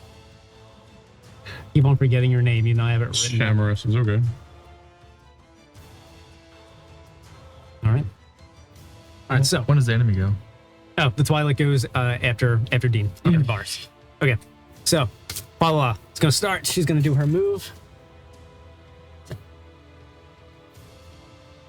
She's gonna move around to that end, and then she's gonna do 2 range attacks, throwing pastries at it. Oh my god, look at that thing. It's gonna ruin my bakery. Get this thing out of here, you guys. I got it. There's a few pastries at it. There's a Okay. 13. And then, okay, that is a 17. So that hits. Both of them hit. All right. So she does a total of 3 bludgeoning. As 2 of her pastries laying onto it, its tentacles kind of swat them away, not really doing much. All right, so next up, Varus, what do you do? Could I just first glance over those shadowy looking patrons just to see if I can just assess if they are posing a threat or not? So it looks like, just from looking at them and you being a monster hunter and everything and kind of being in your specialty and kind of being in your wheelhouse, you can kind of tell that just at a glance where you guys are positioned, they aren't even paying you guys any state of mind. So it looks like they aren't going to just, by their own volition, they are not going to attack you. Okay. And you also notice that with Shane, with Robbington, Thank you. that with your connection to the initial dreamscape and everything, suddenly he feels a little bit more connected Okay. than when he was before earlier. Got it. And then I'll use my attack Okay. with my. With this also for the purposes of fighting it, does it count as an undead? No, Okay. it's not undead. And also to reiterate, I told you guys before this started, I didn't say it since we started filming. Each dream, you're gonna get a long rest. So Got it. go all out. Got it. All right. I'll attack it with my crossbow, my light crossbow. Okay. Sharpshooter. I'm gonna take the -5. That's a 12. Okay, that missed. And I'll bonus action do it again. All right. Crossbow expert. A 8. All right, that missed. Yep. He whips out all epic. And they just. Its tentacles all moving around. All right, would you like to move? I'll move. I'll kind of take cover behind around. I just want to put this thing in between. Absolute human shield. All right, so now it's the Twilit's turn. It is going to. Make all those things attack us. No. All right, it is going to move. And attack you. Oh God. And it is going to do 2 melee attacks. So that is a 16 hit. It's All right. And then that definitely misses. That is a 7. All right. So it is in damage. I lost a lot of my dice. Okay. So, that is 9 slashing damage. And if it hits, it can now move the remainder of its speed without provoking opportunity attacks. Hello, Mr. Monster. Is it still in range of me or no? I can't see it on the side. Yeah. Okay. It is. As it does so, and the way that it kind of moves, its tentacles kind of like pulling with its tentacles, and its body is kind of like moving in the middle with it as it's kind of swiping them all about and kind of knocking everything off of tables and whipping into you and then pulling itself across the table and whipping across, almost like very mobile the way that it moves. All right, so that is the end of its turn. So now, and it does have legendary actions. So now it is Robington's turn. What do we got? I'm gonna rage. All right. Then I'm gonna attack him twice. All right, go for it. Chow.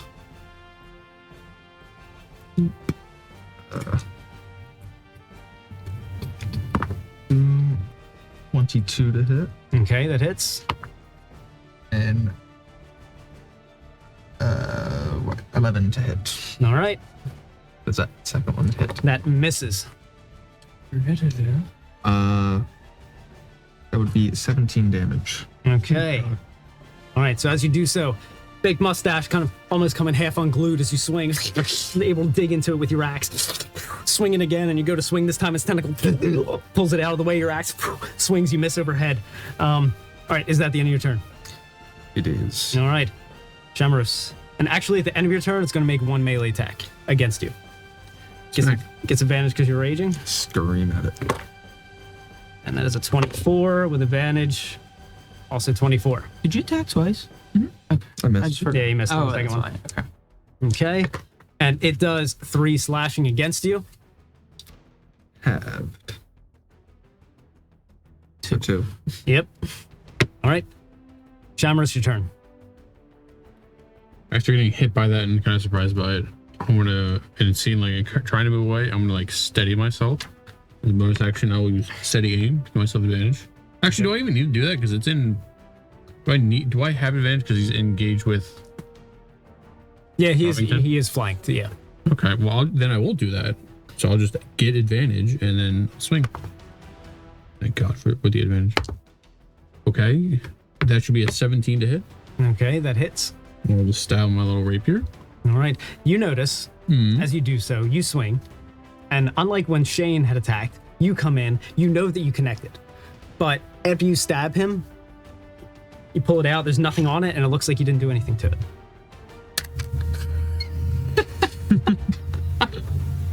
Interesting. Kind of the nonsense of this dream is kind of you're just like, what? Is he wearing a mustache? Yes. That's gotta be it. I said I would no longer be wearing a mustache to wear when she got confused. Oh, really? Oh, Whatever. Retcon it. You're wearing a mustache. of course. Put it back on. There was too much on off. I thought it was on. Okay. Well, seeing that happen, I'm going I to was gonna say out loud, disengage as cunning action. So Okay. I'll just take the disengage. I'm gonna go behind the bar for now because I'm kind of confused. And then as I lay back there, can I just grab a mustache? Yep. Yeah, as a free manipulate object action. Again, they're everywhere. You pick it on, you put it on, and again, similarly, you feel that he is now kind of tethered, more bonded to the dream. Okay. Interesting. I was gonna Alright. say, guys, he's attacking everyone without mustaches on. All right. So now at the end of that, he's going to use his remaining 3 legendary actions, as he has 4 total, and he's going to cast You've Got to Try This. One feasting customer rushes and it tries to jam. It tries to jam a handful of whatever mushed up mashy pastry that it's eating down your throat. And who's closest to 1?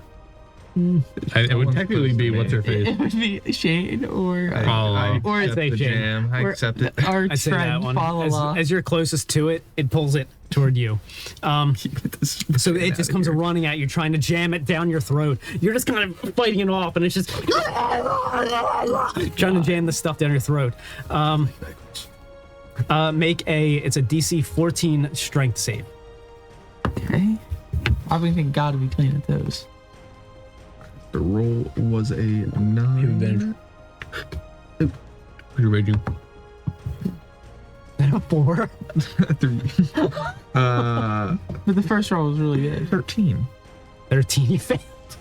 Wait, the saving throw Wait, is the strength contest? 9? Strength saving. Wait, you Saving rolled a throw. 9. Oh, Yeah, There's no 16. 16. Okay, It's sorry. Yeah, I There's was no like, way what? it's only 4. Okay, so instead, you take 5 psychic damage and you are not knocked prone. That is not happening. That's the one thing that's Wait, strange. So had you failed, it would have knocked you prone and you would have taken twice as much psychic damage. sweet. Okay, all right, so I think we're back at the top of the order now. Falala's turn. Oh man, I don't really know what's even happening, you guys. This is crazy. I think it's real. I gotta take a second. She ducks behind the table and kind of tries to gather herself. She kind of spends her turn just trying to kind of hunker down and build her confidence.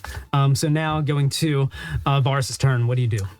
He's gonna look for a mustache on the floor. All right, plenty around. You scoop it up. Even that looks epic. You just Right. readies his crossbow. That's right. As he's doing it, he's twirling his other one in slow mo. I will attack the main guy, the main Twilit. Hey, this is gone. It exploded on collision. What did Falala do anything? There's She gathered her confidence. Oh. Yeah, she dropped behind the table and is kind of having like a mini panic attack, trying to kind of gather herself for a turn. I will be using my action with my light crossbow, but sharpshooter, so -5. Oh, so that's 18 total still. All right, that hits. And then just roll damage for that first.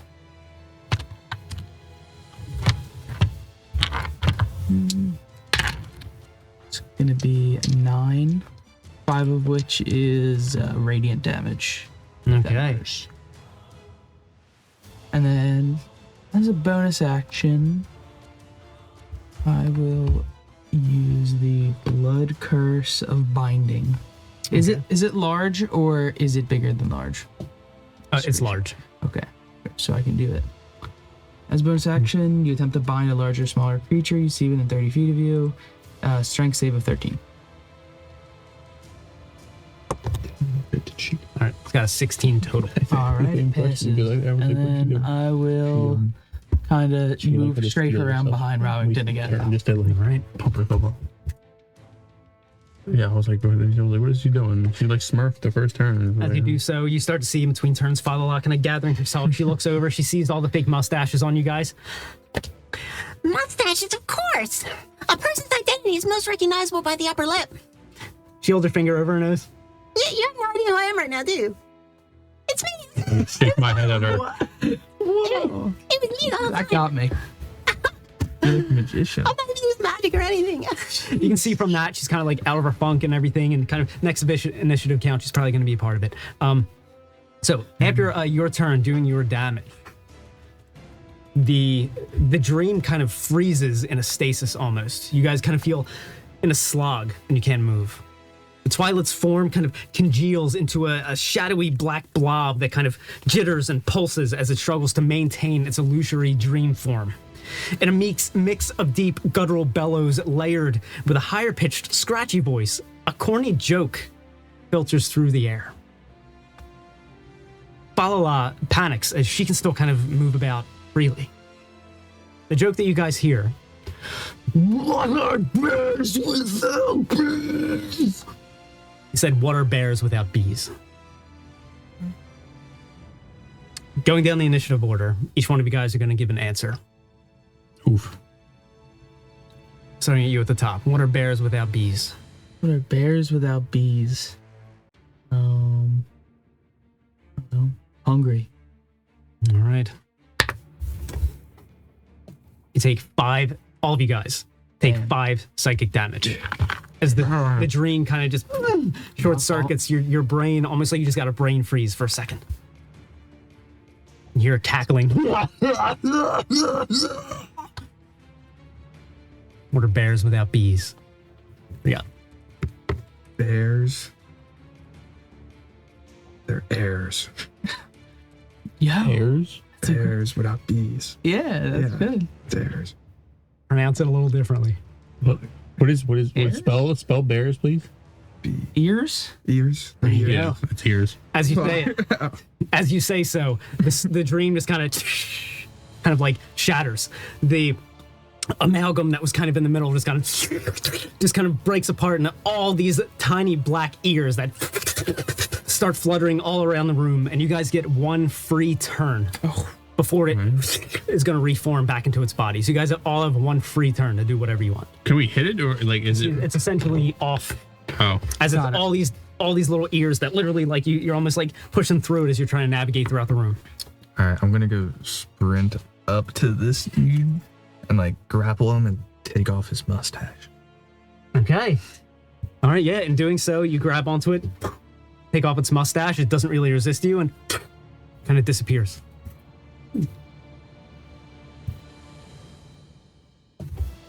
okay. You going? Yeah, I'll go. I'll see that happen. I'll do the same. I will jump on top of the bar and rip that guy's mustache off. That's like right at the bar. All right. You're going to jump on the bar? Yeah. Assuming I can like stand. Yeah. Rip his mustache off. Okay, now, since you do not have as high of a strength as his, go ahead and make a strength check. Athletics. My proficient. You have to turn on your rage again next turn because you didn't attack. Oh, okay. 12? Question mark? Unless I was All right, that was exactly the DC. As you're able to reach down and rip the mustache off, and this thing just disappears. Bonus action, I would. Let's. Who's the most hurt? Oh, it's me. I'm going to play myself a nice little song and then healing word myself. All right, nice. Okay, what do you do? Well, seeing that I'm not really close to one, I'll just try to like shoot it with my holy bolts to see if maybe through the mustache, see if it can dissipate its shadowy form. Okay. I'll make it That's 16. I guess. All right, targeting the mustache. This tight little thing as this creature's moving. Going to be a very fun target to hit. The AC is going to be 20. That's gonna be 21. Okay. The power based on this mustache. It really was. It's kind of locked in Van Helsing. Just curved the bolt and everything. Knocked off the mustache. This one? Or this one? Curved it. Yeah, I'll attack that one. All right, as that one is now taken out. All right. With crossbow expert, I can make another one with my bonus action. Okay. I'll make it on the other. All right. 80. That's it. Is that 80 feet or is that more? It's within. Yeah. That's gonna be a 17. All right, that failed.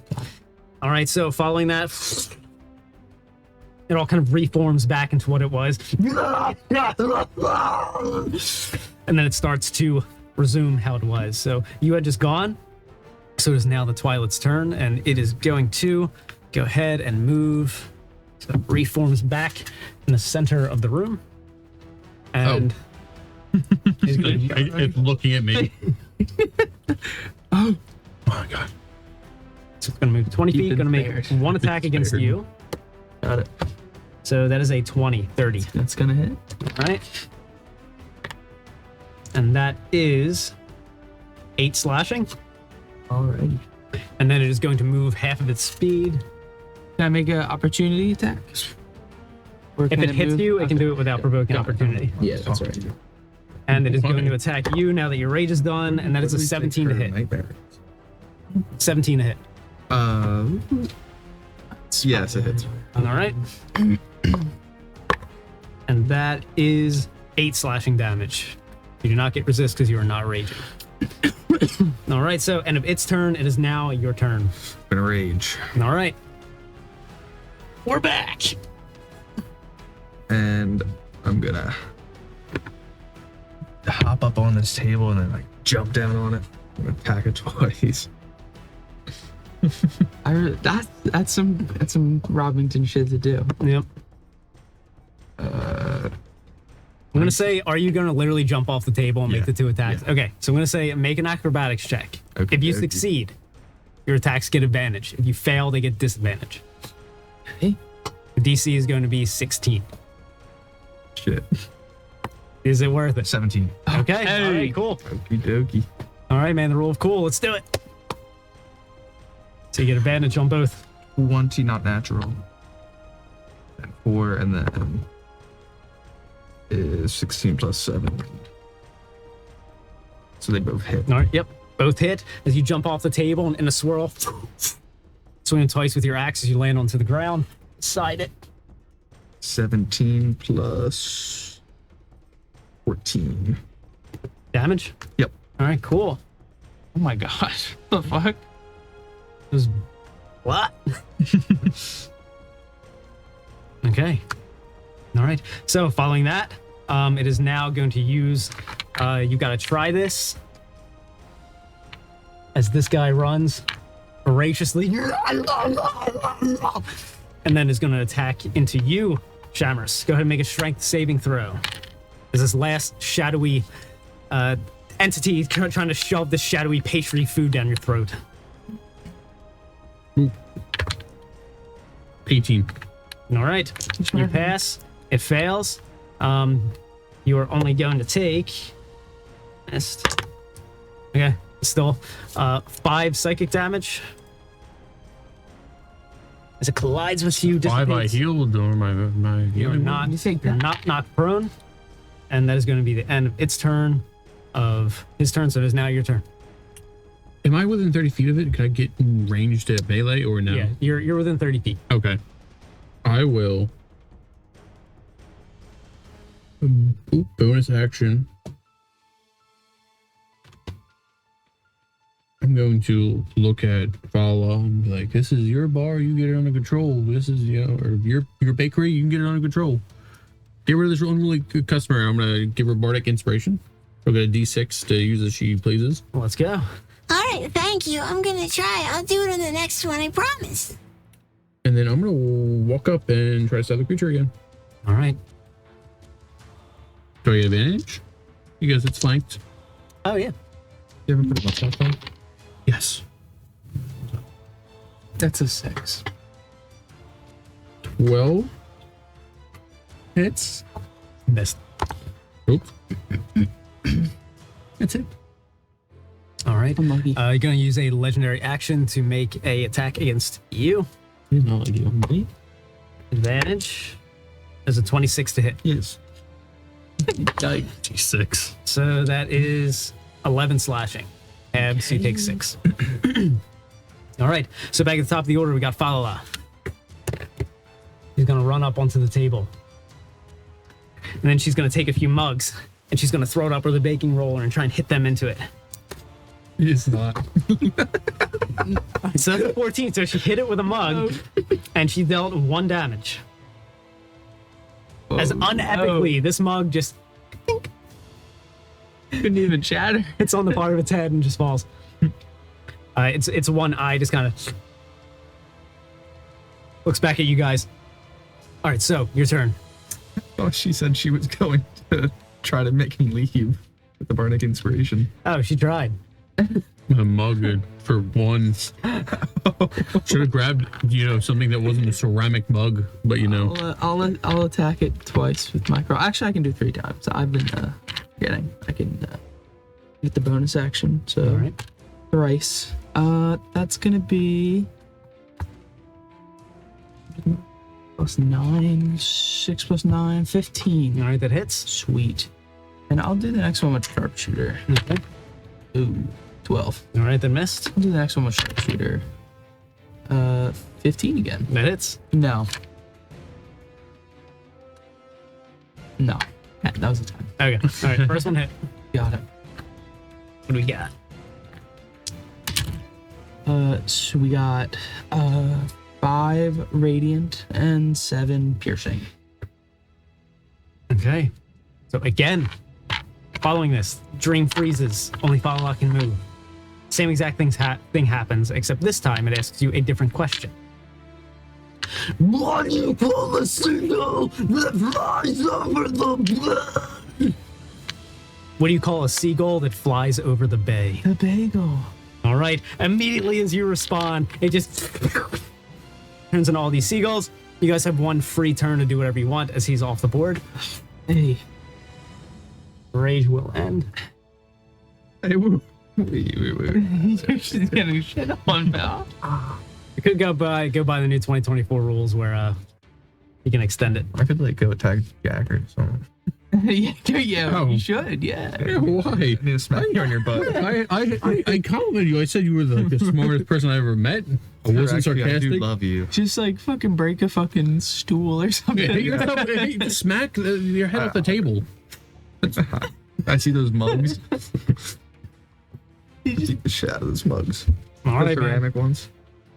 There you go. You just got I'm pissed he's smacking gone. bugs.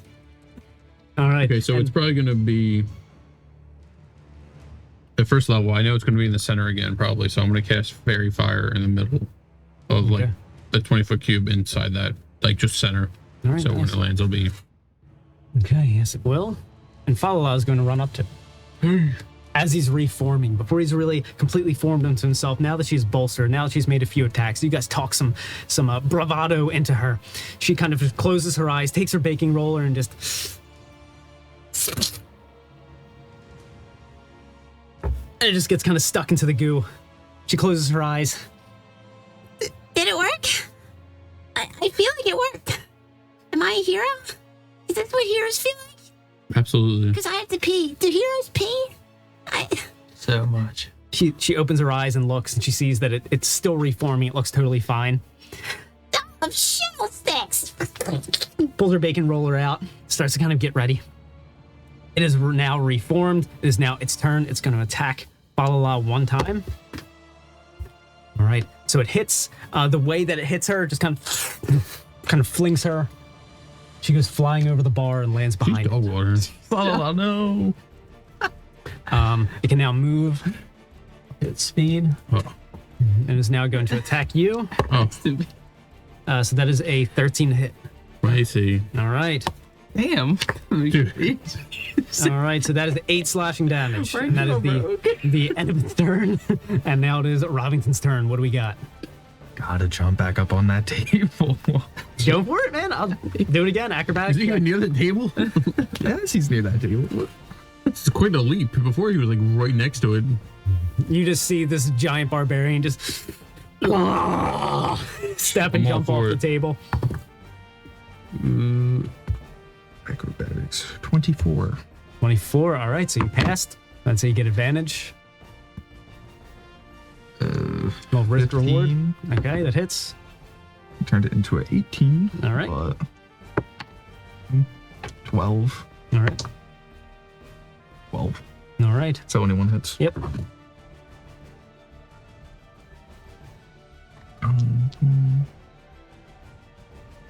Then at the end of your turn, he's going to attack Cameras 17 again. damage.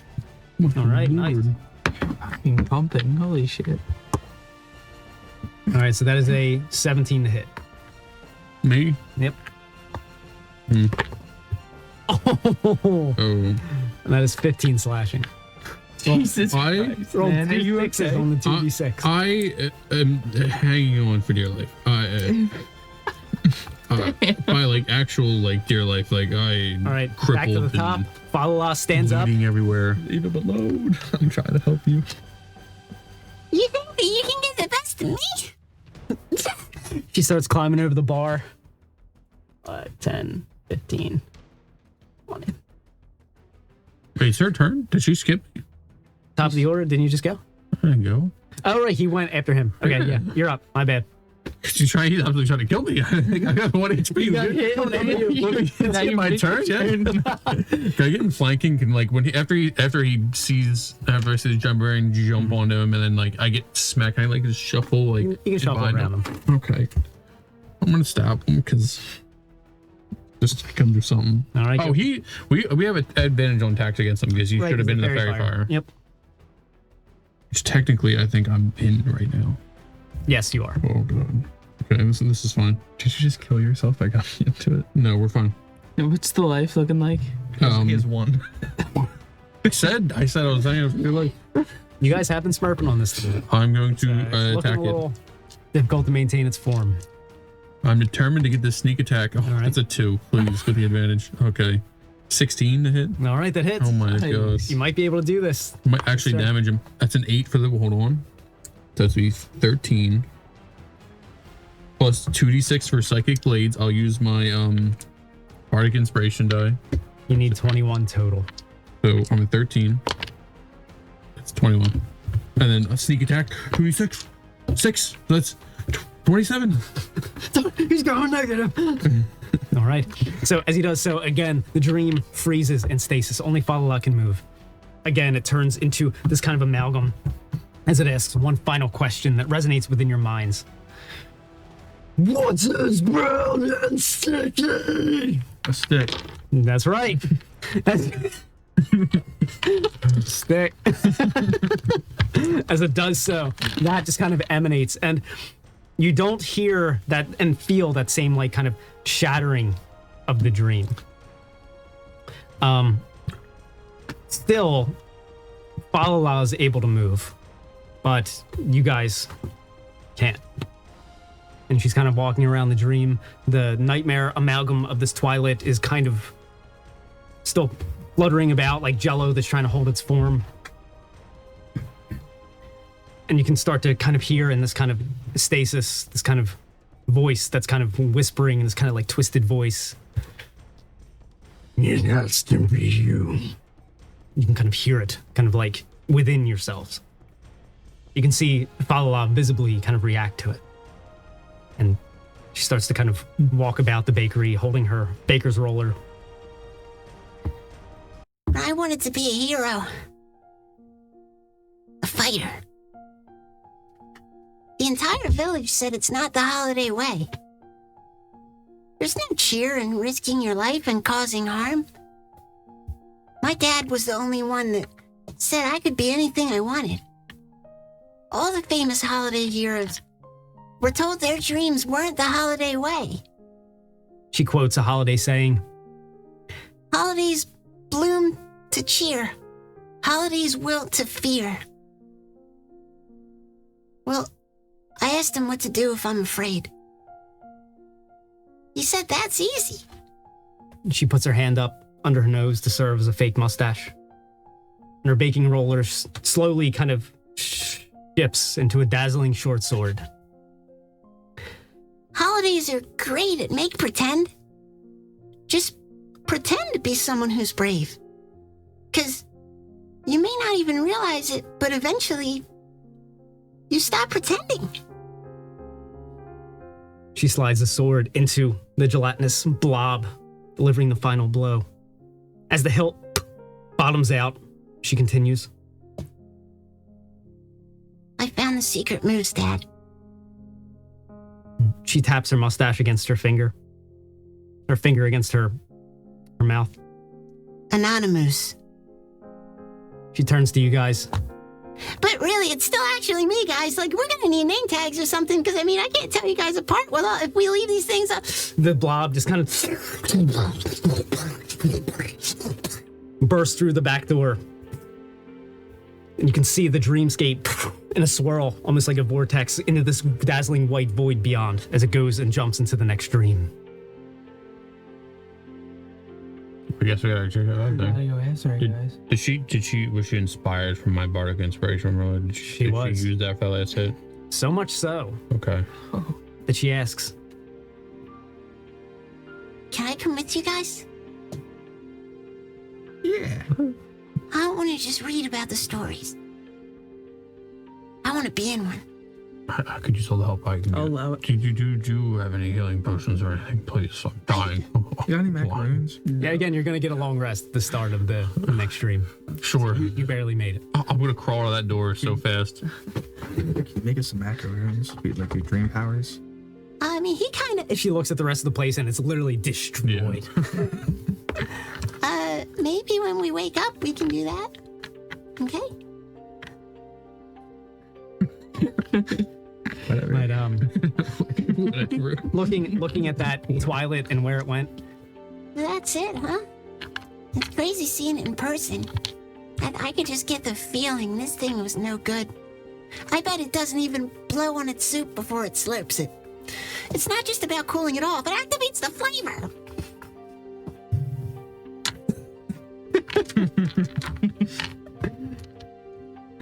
Best thing you could come. Oh my god, we haven't even left yet. Can't make me put macaroons. We're in a dream. and as you're kind of in the bakery, so essentially licking your wounds before going to the next stream, she kind of sits down for a second, kind of taking the full sheer grasp of the weight that everything that had happened, everything that she's like, no, it's rare for Holiday Halflings to take up the mantle and try and be a hero. And she kind of sits there at kind of the bar and essentially continues. You know, Daddy, he left over a year ago. Holiday Halflings are naturally so full of cheer, but after Mom died when I was born, Laughing. Anyway, back to her tragic backstory.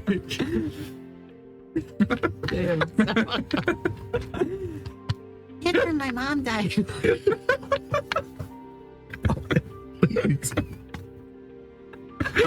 So she fucking perished. After my mom died when I was born. Starts laughing. Like it's in her face. Like a vicious mockery. Okay. after my mom died when I was born, you never really recovered all the way. That's crazy. What's going on? I knew he wore a smile just for me. And he did his best, but as soon as I moved out, Stop laughing while looking at you. I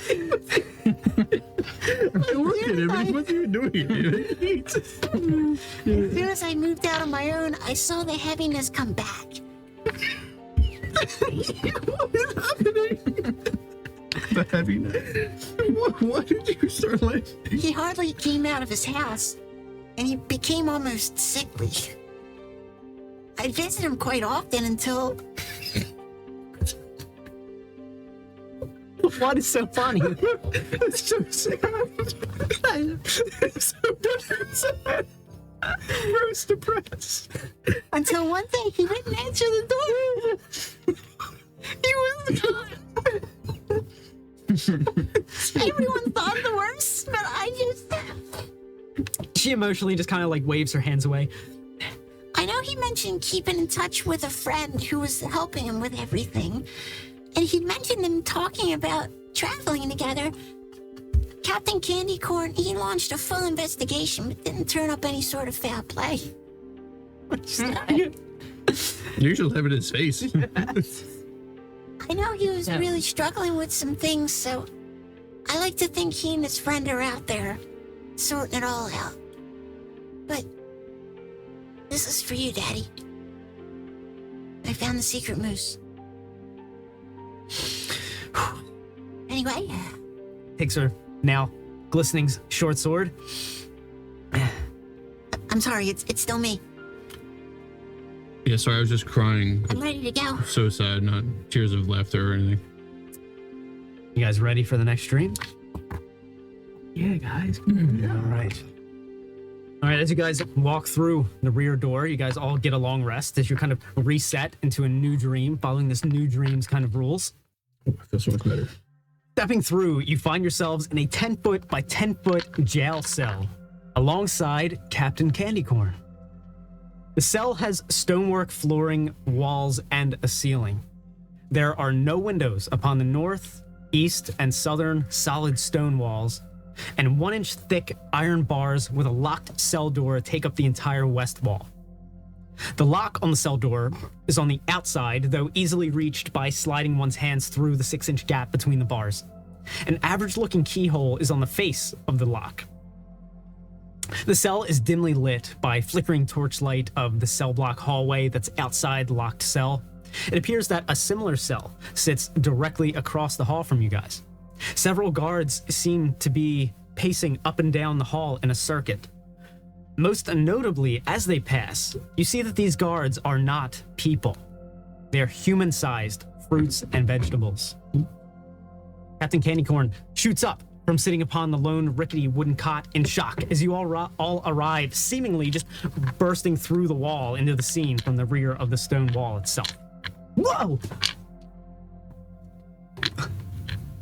What are you all doing here? Did you guys get locked away too? Lala, oh, sweetheart. No. No, we're here to bust you out of wherever this place is, Candy Corn. I don't know, I'm kind of lost. Here, one of you guys take this. I'm still figuring this out. I was in my bakery a minute ago. Steps aside for a second. What's going on? We're like jumping between the nightmares, trying to like get rid of this What's your deed. What's your biggest fear? Well, I guess you guys won't tell her. I secretly hate my wife's cooking.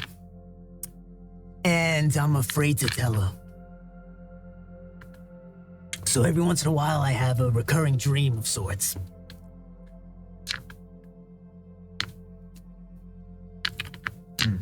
What's so bad about our cooking? What happens in the stream? Oh, it's awful. I It's need awful. to try this. Any kind of meat is so dry. You have to pretty much drown it in a sauce. The vegetables aren't steamed properly. And she even cuts off the good parts, gives you the crappy parts. I mean, it's really horrendous, and I could never tell her that, but it is just, oh, you know us Holiday Halflings, we love us a good meal, and she just butchers it. It's horrible. Have you tried buying her a cookbook or something? Cooking lessons? I have given her all kinds of hints.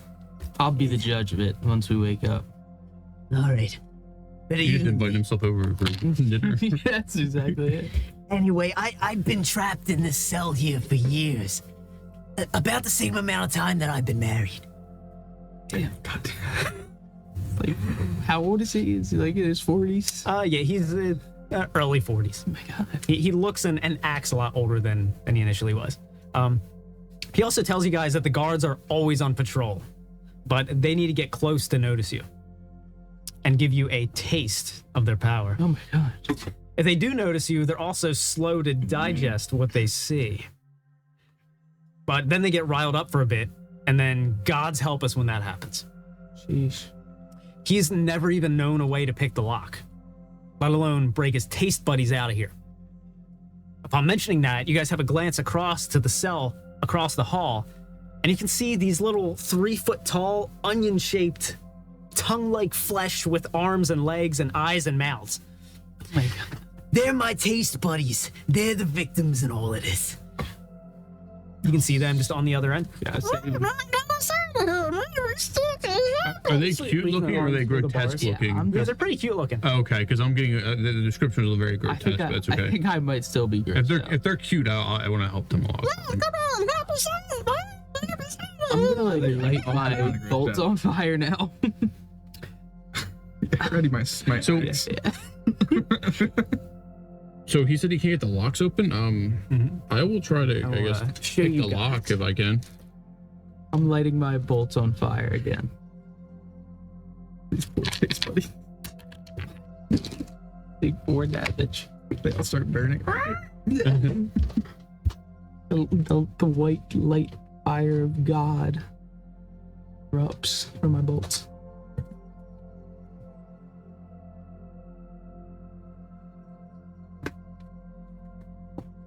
Okay, This is ours. mine.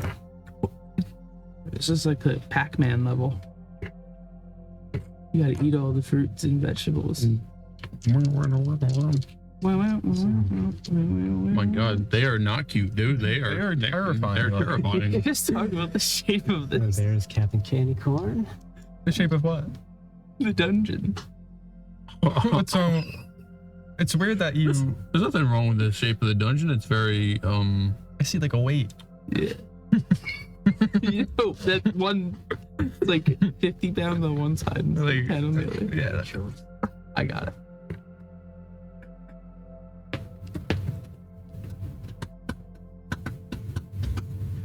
It looks like the broccoli also is in a pretty normal position. It's been trimmed. It's been grooming itself for sure. All right. So that is where you guys are. What is this thing in front of me? A corn? Yeah. Yes. Corn guard? Yeah, corn guard. How far can I stab it through the? You guys want to make a investigation check? I want to try to open up the. I want to try out the Yeah, can I lock. just try it open. Just try opening the door. Go ahead and try and pick the lock. Okay, I'll try that, and you try to open the door. Just gonna try Yeah, I'm trying to like pick the lock. And just try to like. I just. You know, want- that's a good die. That's good. That's a good point. I'll get my tools out. What is the door open? 3. All right. You start giggling it, yanking on it. Yeah, it's the best I got. This is, I think it is locked. Right? Candy Okay. Corn just kind of sits back on his bench. Magically locked. I've never even been able to pick the lock. It's useless. We're trapped here. My taste buddies. Well, I think Prisoners forever. Well, what if? we're okay because I just got an extra 20 to pick this lock. Hey, All What right. do I need for this? Because it's a thieves tool. you proficiency bonus. So Yeah. that's 23. Okay. Do I have expertise? Where's my proficiency? What would the guards do if they thought You you don't get escaped? expertise at level 3. Isn't it level I've 5? never even been able to pick the lock to get out of here. But I've heard stories. Well, Previous prisoners. Sometimes they'd leave carving on the walls. I'd read them. They said that they make you eat them. And it's horrible.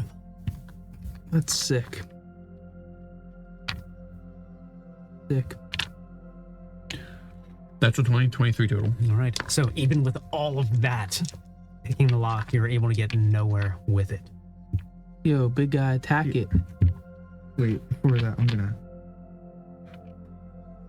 put it on you. And then just like, I guess, wait for the guard to come back around. As you do so, Falala, Oh, wait a second. How is this guy just getting here? Who is this guy?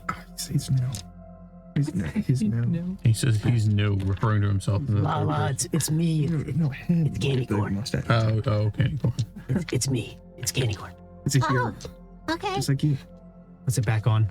All right. In doing so, the guards just all the Brussels kind of moving as they walk past. Don't notice anything. Don't say anything. As long as you guys are in the cell, they don't seem to care. So, All right, I guess I'll.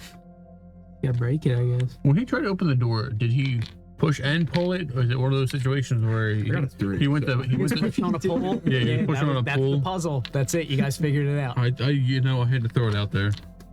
I did that at work recently. So All right, I guess I'll. Guess I gotta bust down this door Okay. with my big muscles. All right.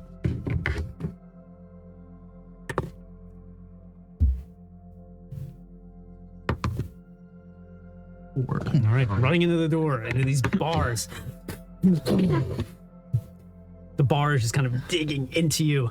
You can just almost feel like you just kind of bruised your forearm because that's the main thing that kind of collided, and you take 6 bludgeoning damage. Damn. You ran into the cage. You can hear the sound kind of broke his echoing, shoulder. just echoing down the hall, indicating that there is a long hall. We got a long rest, right? Yes, Sorry. you're everything back up, all refreshed. Yeah, And I'm you gonna, now have 6 damage. I'm gonna go sit in the corner. Okay. Okay, I need a second after that. All right. that's fair. Is the looking over at the tongue things? What are they called again? The taste buddies. Taste buddies. That's right. Is their doors locked similarly? They have a similar lock. It looks exactly the same. All right. When one of those guards come, can I just try to fucking shoot a bolt at it? Sure. I'm gonna do that. All right. When a guard comes by, load up a bolt, take a shot.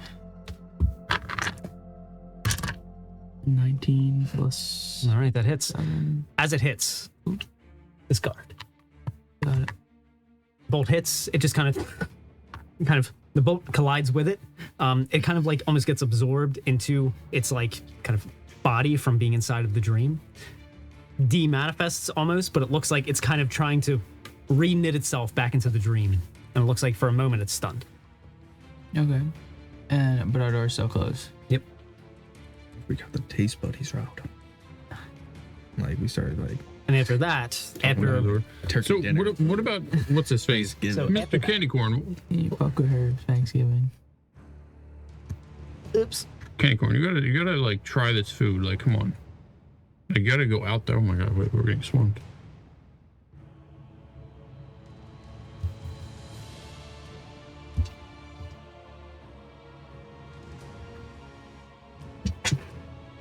Candy Corn, have you tried to Like they're all following a perimeter. Got it. accept your wife's cooking and like I don't know, when's the last time you've eaten it? I have to eat it every night, unfortunately. It's horrible. I wish I didn't. Anytime I'm at a festival, I eat something else every night, but whenever I'm home for dinner, I gotta eat it, and it's horrible. Have you thought maybe you're just picky? Really? There's very little food I do not like. My wife's cooking is that. What's your favorite food? Favorite? Eggplant parmesan. Actually, He's valid. I'm gonna like crawl Valid for towards like the door because I'm in the corner. I'm gonna be like, hey, taste buddies. How do you feel about like eggplant parmesan? They all just go.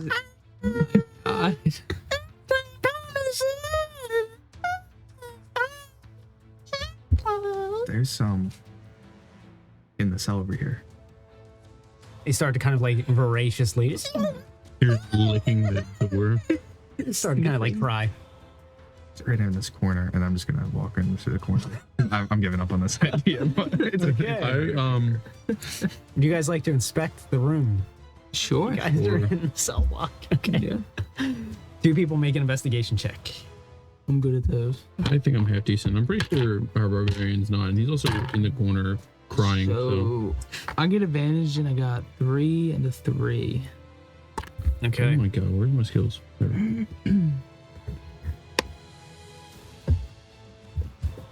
Natural 1. Okay. all We're right. stuck here. Now, with that, as you sit down in the corner, ironically enough, make a perception check.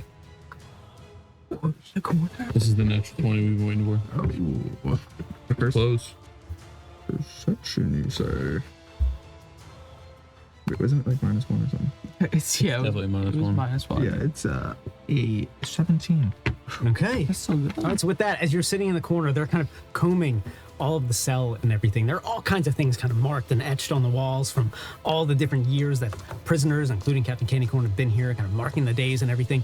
And where you sit, you can kind of feel underneath part of the bench, you're just kind of feeling all around. And you can feel part of the nook in the wall. There's a carving that is way, way deeper and just different than all the other ones. And as you squat down and kind of look at it, it reads, look not for death. It eternally looms closer. And both the words look and closer are all capital. And I get really close to it. All right. So in doing so, as you look inside of these big gashes that are in the wall, even having to hold a little bit of light and everything to try and kind of make it out, inside the recesses of each letter are more carvings that spell out the lock is a cannibal. Okay. Do you relay that back? Yahoo, bakery girl. Yeah? What you got in your pockets? What do I have in my What pockets? you got in your pockets? Are you robbing me? No. Am I getting robbed? No. Getting rubbed in jail. That's a new low. We need to find a way to get out of this cage. And Can't we you need just to... say that you're robbing me? It would sound so much cooler in the Sure, I'm story. gonna rob you. Oh man, I'm getting robbed. Okay. All right. What do I do? Where do I put my hands? I don't know what to do with my hands. Can I just see what's in your pocket? Yeah, sure. Yeah. You can rob me of my pockets. Turns him inside out. Nothing. Yeah, so in this wall it says to look closer, and then inside these letters it says that the lock is a cannibal. Oh, wow. So the lock eats locks. We have another lock. We can shove it inside there, I guess. Yeah, but we don't have another lock. Shadow sticks. Yeah. Is there another lock somewhere? Does anyone have like a lock, like on them? Let me take a look. Yeah. Check your pockets. Can I take rip out some of my beard hair, like a lock of my beard hair, and like put it towards the lock? Mm-hmm. So you stick it inside. Oh my god. What the hell? How'd you do That was so that? smart and clever. How'd you do that? It's a lock. Like it said there, it's a cannibal. A lock of hair.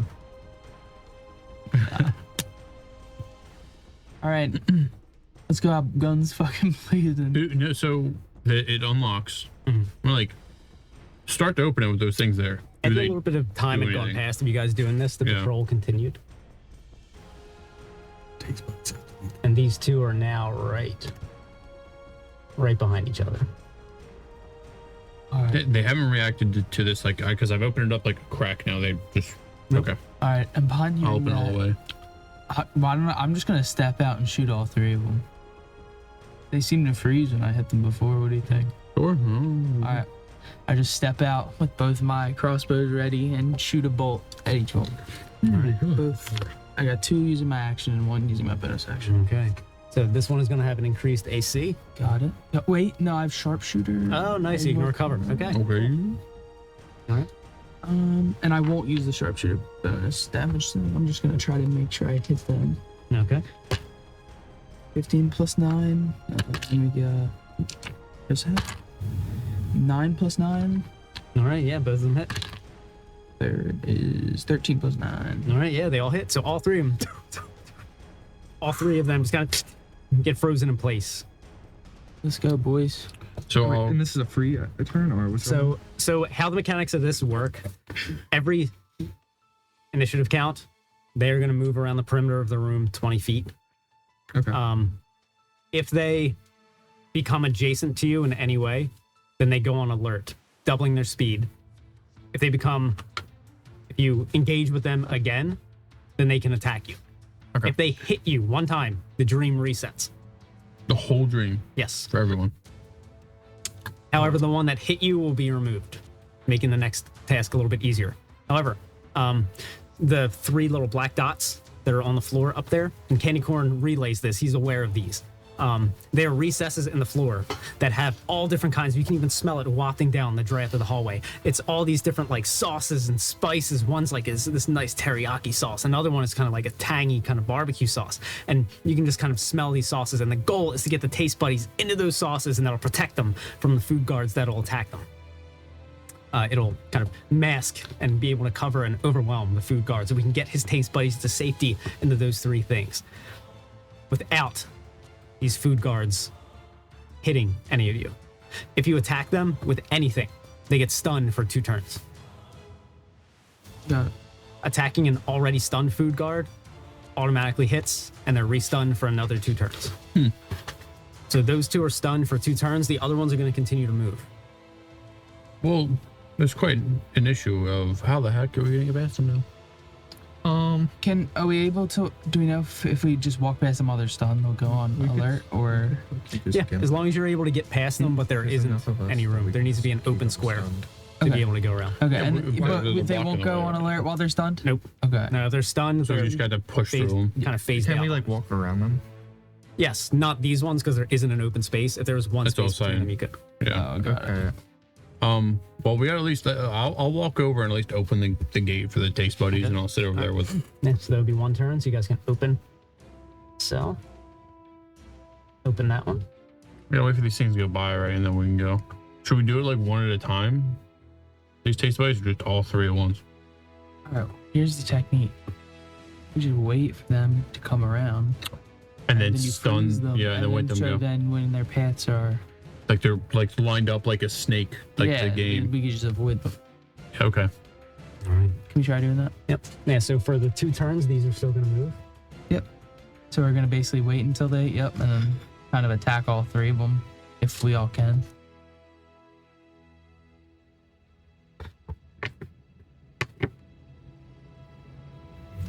These get unstunned. We're In the gonna next round. attack them. Right behind. He's right behind.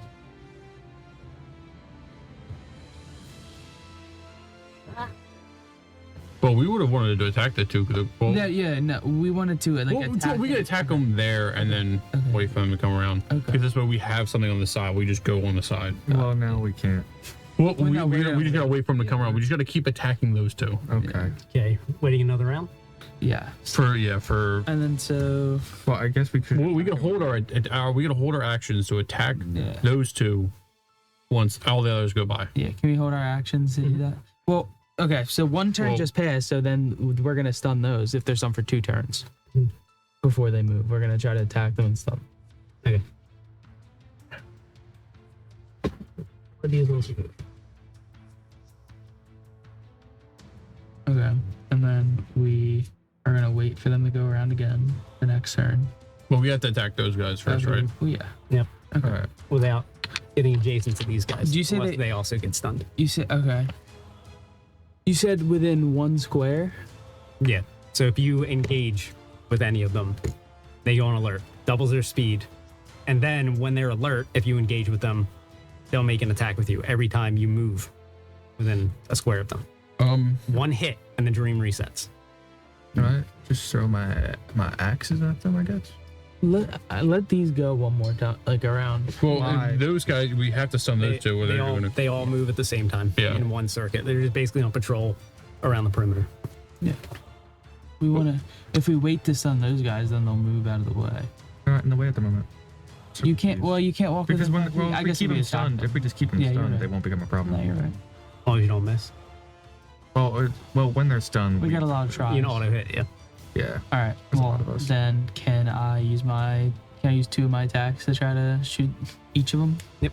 Which ones are you shooting? Just the 2 in front of us. This one is 13. All right, their AC is 11. Got it. Well, I thought we were shooting these first. This one's in. I know we have to stun them.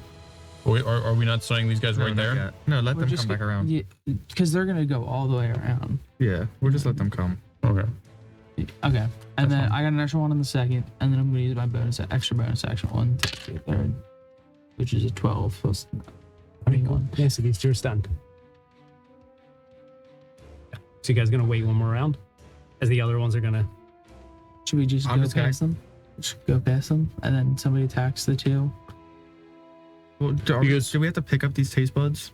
Yeah, the goal is to get the taste buddies. They have to. Wait, we have to Can we, pick like, them we up attack or they while- walk. Holding them, or do we have to hold them? Can we not use our weapons? So How does- they have a move of 20 feet per round. Slow little bricks.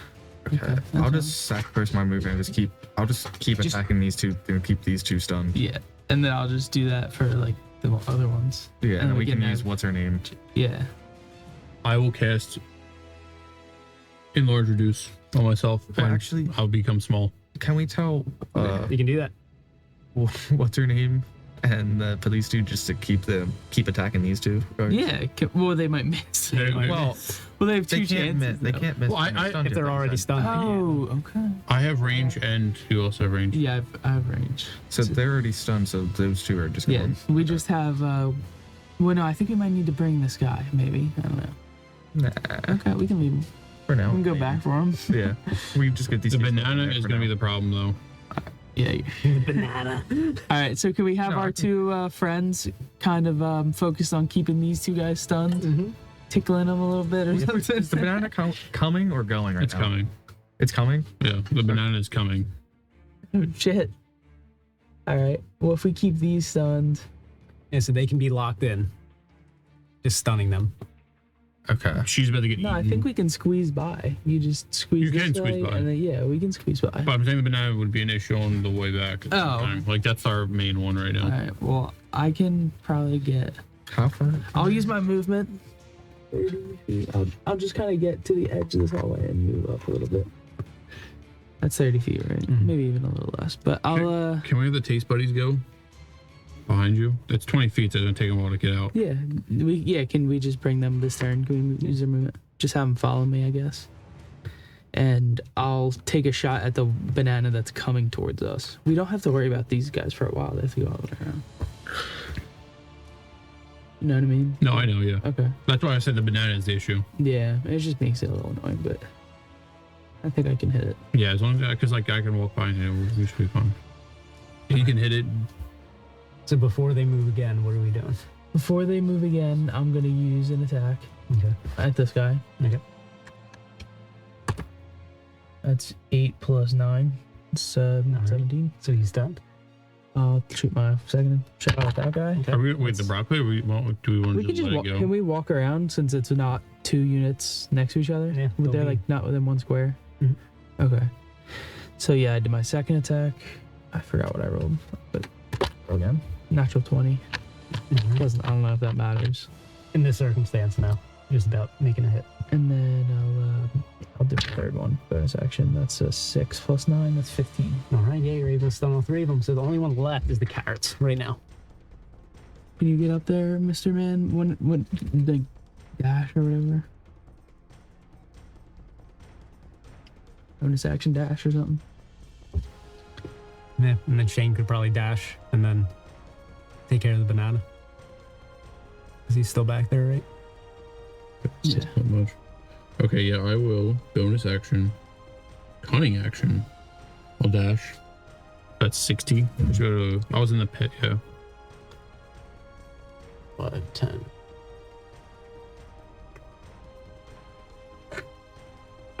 Do I see the carrot? You can see it, yeah. Vicious mockery. I say, you're an ugly looking carrot. Kind of fire.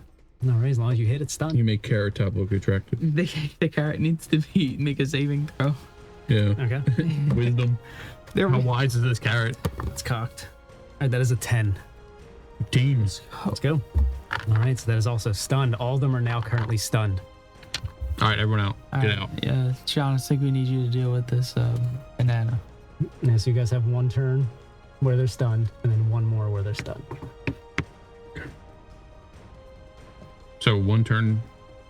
So Like- you essentially have 2 turns. All right, we'll get these taste buds out of here. 2 turns. Get the train going. You'll deal. How many attacks can you do in 1 turn? 1. Okay. Can you get the broccoli? I can give. Yeah, I can give somebody like the D6 for bardic inspiration. I have 3 attacks. I think I can most likely get those 2. Oh wait, they automatically hit. Mhm. All right, so can I just use my turn to dash forward and Yeah. try to hit the last 2? Do I need to? How much movement was that? So Was it- this would be 60. Okay, then I will dash. And then, And then you guys have 1 more turn anyway. oh, okay. Well then, can I just attack them on my next turn? Yeah. Okay, taste buds, go. All right. Yeah, so, and we want Shane to Oh, dash yeah. up to Who this am I banana. attacking? yep, you're dashing to that guy. So yeah, you guys are able to do that. You can attack. Yeah, I'll- They can attack. I'll sit back and try to, and if they need help, I can attack those things if they miss. Okay. 16 for the first one, and 24 for the. Since they're all already stunned, they automatically hit. I don't think these 2 were stunned yet. They were. I have vicious Oh, they- mockery of the carrot. Oh yeah, remember? it was Mocker. Okay. Yep. Well, Yeah. I So hit you them. guys lock them all down. sweet. So you guys can just keep on. Go, little pasties, go. You're just. And all the taste buddies are able to get all the way up, get into the main area. Captain Candy Corn just. Oh my god, I can't believe it. This is incredible. I never thought I'd escape. This is insane. Run, you're almost there. As he's watching them run ahead. Ultimately, the taste buddies just running. They jump and then they land each into their own little recesses into the ground, splashing into all the different sauces and everything. As this happens, all the food guards immediately just go rigid. They all turn toward the taste buddies and then sprint toward them in a ravenous charge. Each one just collides with the taste buddies. The food guards evaporate into dust, along with some of like the corn's leaves go fluttering out, some of the carrot stalks go fluttering out and everything. A few carrot chips and everything go flying out as they collide. briefly filling your senses with the smell and taste of deliciously flavored food. After a few minutes of respite, at this point you guys are all in the main room with the taste buddies. This had all kind of occurred and happened. The ground begins to tremble. The stones in the ceiling and walls begin... They all begin to fall and crack and pull out of their grooves. The far southern end of the hallway itself shatters like an image of glass as a gargantuan mouth with sharp teeth, glowing yellow, orange eyes, and smoky blackness emanating from its form begins to rapidly advance toward you, crunching away at the hallway as this giant Twilit head releases a deep and guttural as it rapidly approaches to devour you all.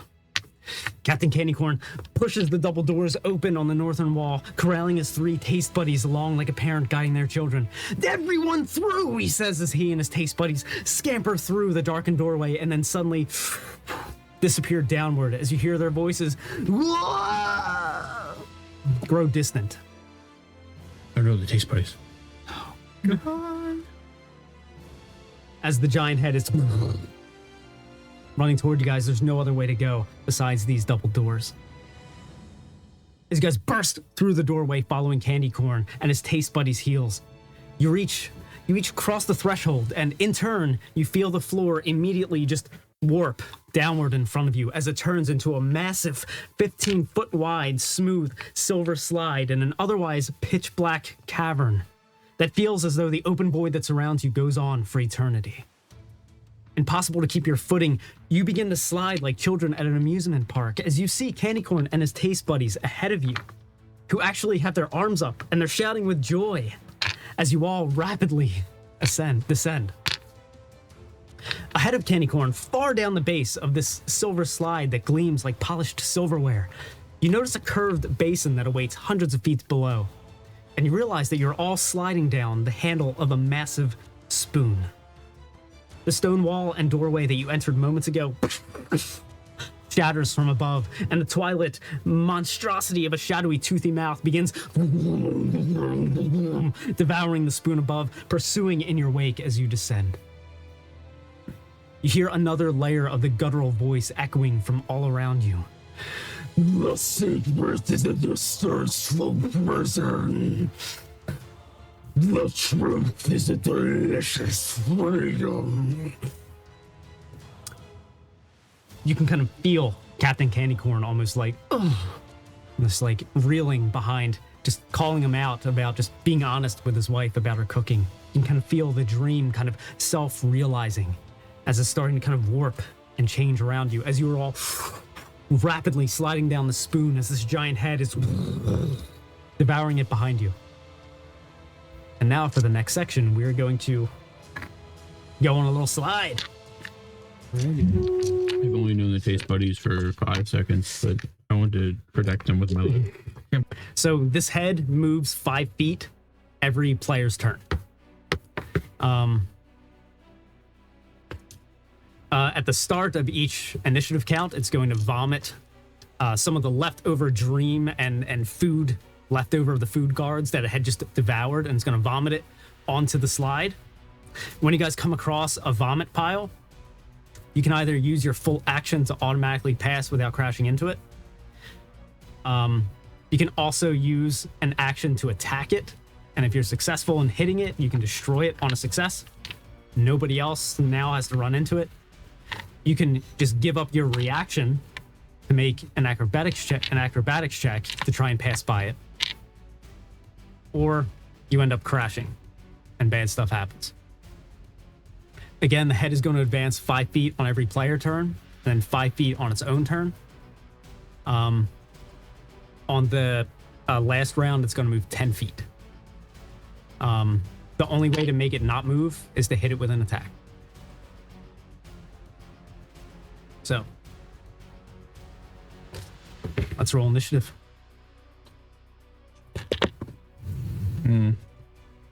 6. All right. 9. 17.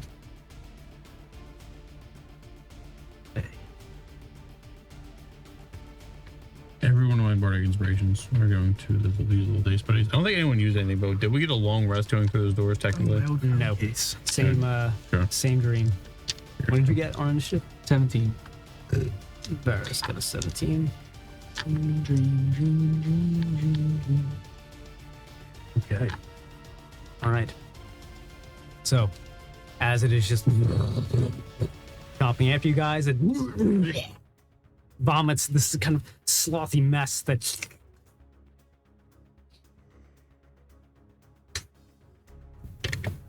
lands on top. Maybe.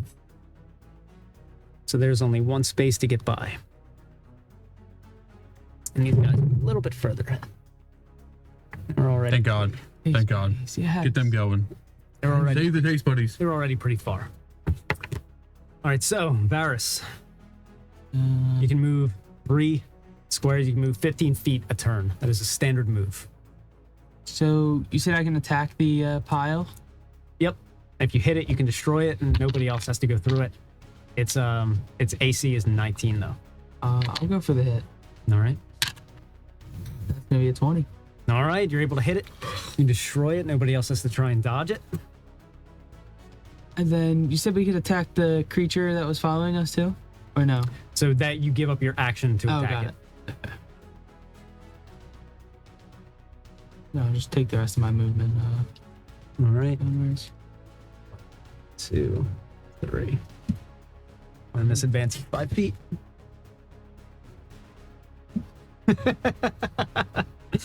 Alrighty. Shamarus. I'm gonna move, of course. I think the best thing to do. You're killing me. What?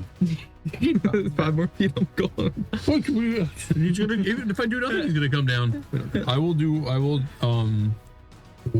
Oh yeah, I'll fairy fire. So I'm gonna cast fairy fire, and I'm gonna have like the edge of the cube be where he is right now. So he's going through the cube for 4 more turns. So for 4 turns, I won't have advantage on him. And Nice. if it fails at 6 dex save, it can't become invisible, which I'm sure is very important for this. Okay. Right.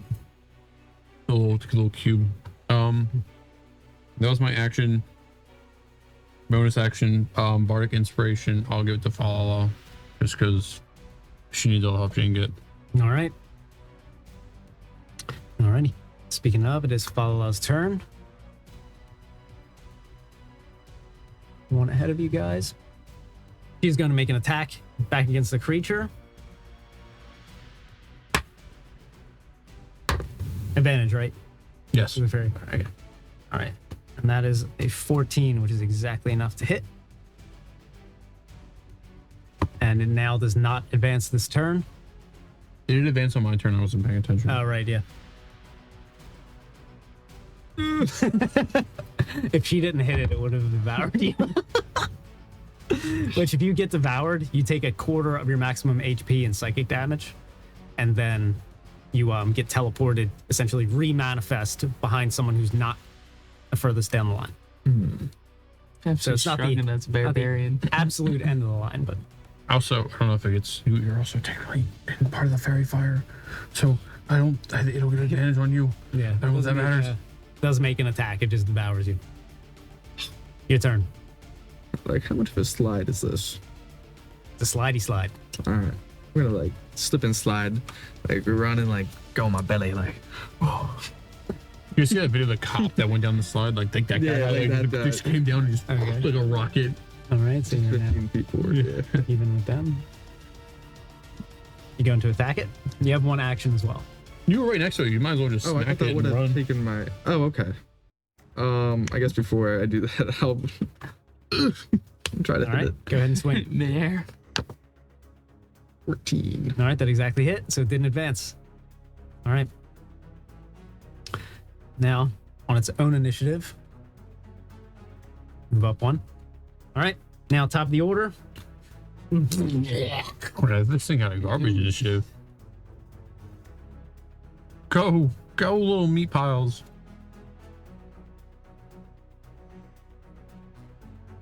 Or was it like the whole way? Yeah. You got it. Okay, Varys. All right. First, I'll turn and use my. You said it's your whole action to attack that guy, right? Yes. The big guy. I'll use my full action to attack him. Not gonna hit the thing? I can attack as my bonus action too. Oh, okay. I'm hoping I'll hit. So to attack this, you are trading your action Okay. to do one attack on it. I'm not cheating. Yeah. Well, if To try and dodge it, or in this case, you would try and leap over it, kind of find a spot that's small enough you might be able to force your way through. That would sacrifice your reaction. You'd make an acrobatics check. what about bonus action? If could you attack that as the action and then bonus That's what I action thought, but attack behind you and hit the head. you need your full action for both, right? So you're forfeiting your action to attack this. It's like just a separate thing. It's not like a What if he has a bonus action to attack? yeah. So you sacrifice your action to attack this. Yeah. Then you could bonus action attack that. But yeah. That's Okay. what, Yeah. That's what Okay. Yep. Cool. That's a 9 plus 9 is 18. All right.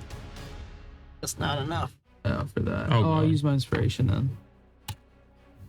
15 plus 9, 24. Nice. Right, we had that. All right, you're able to take it out. And I'll use my bonus action for the shadow creature. All right. thing. As he slides down the slide, just Sky advantage.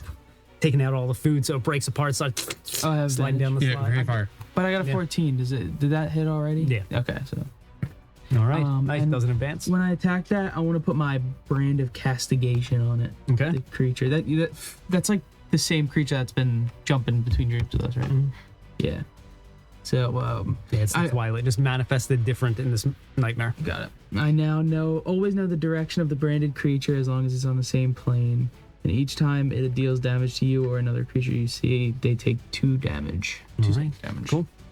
Okay. All right. John, it's your turn. He did not advance that turn.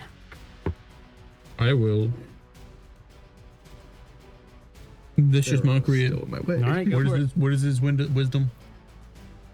You're mocking him. He has a big brain. I'm mocking its absolute His teeth. base character wisdom is +2. +2. Got an 8 +2 is 10. 15 if it fails. Yeah. Takes Alright. 2d6 damage. You're at All right. Sweet. Doesn't advance. Make fun of his teeth, obviously. Just I obvious. respect that. Yeah, you ever hear That's your actually- braces, dude? And then I'm going to bonus action. I'm going down. I'm bonus action dashing. All right. I'm getting next to my meat buds. 3. All right. Falala also going to attack. Ooh, she got a 13. She has All right, advantage. no, yeah, advantage, and also she still has 1 bardic inspiration. Okay. So with the 13, she would have made it anyway, because it's 14. All right, cool. So she's able to hit it. It doesn't advance. She moves up 1 more. Doesn't advance. Your turn. Dashing, and I'm taking her out. I'm like I'm going like full speed. I'm going too fast. I'm like going knock her between her off. legs. I'm like, oh shit, I'm so sorry. I'm doing it on Yeah. purpose. So yeah, you doing can't it go on around any. Like you have to. I mean, you have to go around. You can't go through someone. So like you will literally crash. I'm crashing into her legs. Oh my god. I'm like dashing. Like I This man's so mad he didn't get his Okay, so macaroons. just to tell you what crashing does as an effect, when you crash, then you make an acrobatics check.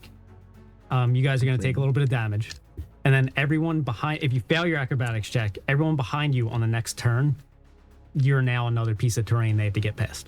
I don't think You're that's in the changing his back answer. anyway. I'm gonna rage before I do this. Okay, Nice. he's raging. All right, and Trying you're to gonna- slide through her He's legs. angry. He's in last place. He's slow. So you're 1 space behind her anyway. You can't reach her. We went to I'm dash. dashing. Oh, you're using your okay. All right, because yeah, if you reach the bottom too, then you also pass, even if it's not just making the 3 round. I used my bonus action to dash. I'm being down by my You did? Yeah. Oh, yeah, then you're down by them. All right, so you're still gonna crash into her. Yeah. Yeah. I told you. Well, Whatever you say. can I just go past her? Yeah, you can go past her. You can go past her. Okay. Can I flavor it? I'm going through her legs. Yes, yeah. Okay. This is Why normal. are you going through her legs? Isn't she a halfling? 2. The face is like that big? Yeah. You just shrink. I'm crashing into her. Let him flavor something. He You literally look picks really her cool. up. He literally You're goes twirling under your her, picks mustache her as up, you and go just puts her through. back down. Okay. I gave my mustache to what's his name? So you didn't forgetting attack about him, my right? You mustache. dashed. All right, so he advanced 5. Champion character. think he's got one more round of advantage. Yeah, and now he's gonna now advance 10 per player round, and his own round now 5. All right, so top of the order, Barris. I'll attack it. All right, go for it. That's a D12. Oh my That's God. cocked, That's right? insane. That was like, Yeah, I was like, that's completely. that's gonna be a 14. All right, that exactly hits. Doesn't advance. Sweet. Move. All right, I forgot the vomit. Does that change what you want to do? Well, then I would want to use my action for the vomit and then these the guys bonus are- action for the guy. They ultimately make it to the bottom. Oh, God, They're dashing. I'm so happy. Well, I'll try the. They make it and rocket off the slide. Nice. They crash into a wall and just get clattered. And then the vomit pile Go, my tongue again friends. lands in front of you. And this one is twice as thick. All right, I'll shoot my first attack at that thing. All right. Use both of them. That's a 11. All right, so that did not break through. I see. That's it. All right. Alrighty, so it did not advance because you did that. So now it is your turn. What are we doing? Did you move at all? Oh yeah, I'll move. Oh yeah. Oh shit, it's magnetic. That's crazy. What's magnetic? Plane. That's clean. I mean, I can't mock the wall, right? And it's crazy, unless. There's an AC. Places. There's an AC of 19. Pretty high.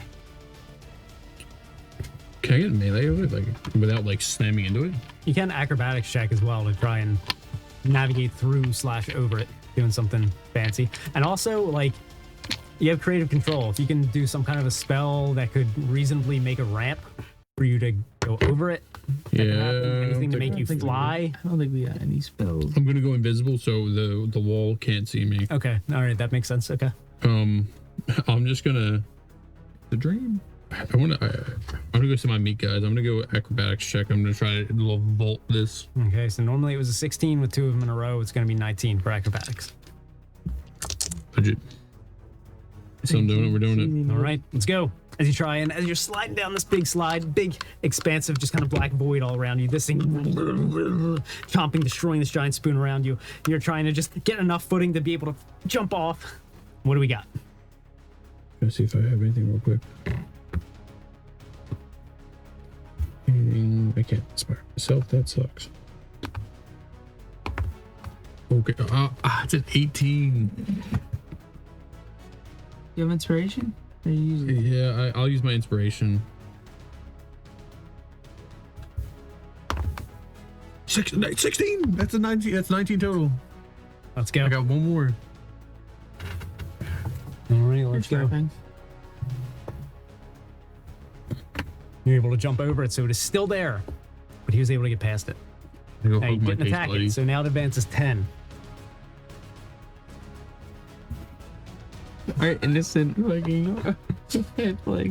All right, so it is now her turn. Sorry. Trips him. Attack it, bitch. Attack it, bitch.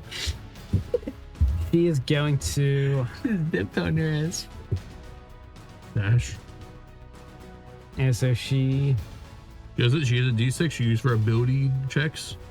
So she already dashes her action, so she has to use a Don't reaction. forget to be a hero. As she runs by. use a reaction for the DC 19 Think about your acrobatics. mom. She rolled a natural 1.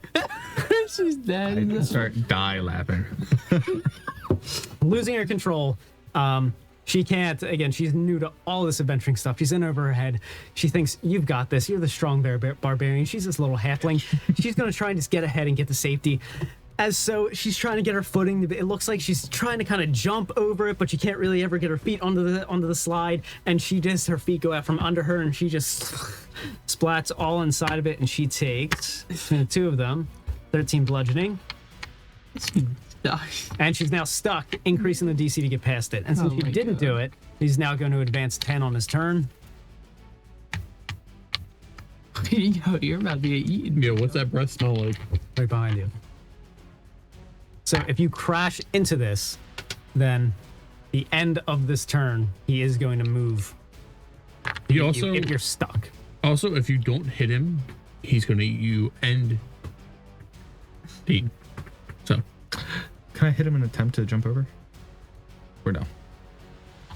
No, because you forfeit your action. If you have a bonus action only attack, you can. Well, can you move? Okay, I'm gonna attack him and then just go up to the point of the thing and not Okay. there yet. Your main thing is you really just have to attack him, because normally this would have been 3 rounds or make it to the bottom, but since you have an obstruction in the way, you at least have to clear the obstruction, because otherwise it's like narratively he would have gotten you on the next round. Yeah. So for this, we now have to finish this out. What do you want to do? I guess I have to attack him, right? might as well reckless attack him too. Get advantage. What's he going to do? Get advantage on you? I have reckless attack. You should, right? Isn't it barbarians? Yeah. Do I have reckless attack? Wait, what? I've just been giving him all the advantage all day. I'm gonna reckless attack him. His main plan. Wow. Wow, I'm glad you did that. Okay. Yeah, it's 22. All right, sweet. So you're able to hit him, so he's not going My to main advance. class is Damon Sus. So, and you kind of took him from me. And We had to clear up room. All right, so he does not advance. Now you guys just have to figure out a way past this. So that was the end of that. He's not going to vomit new. He only had 3 amounts of vomit. So now at this point, getting back to the beginning, you guys just have to be able to get past this before he eats you. how you doing, macaroon girl? She already went.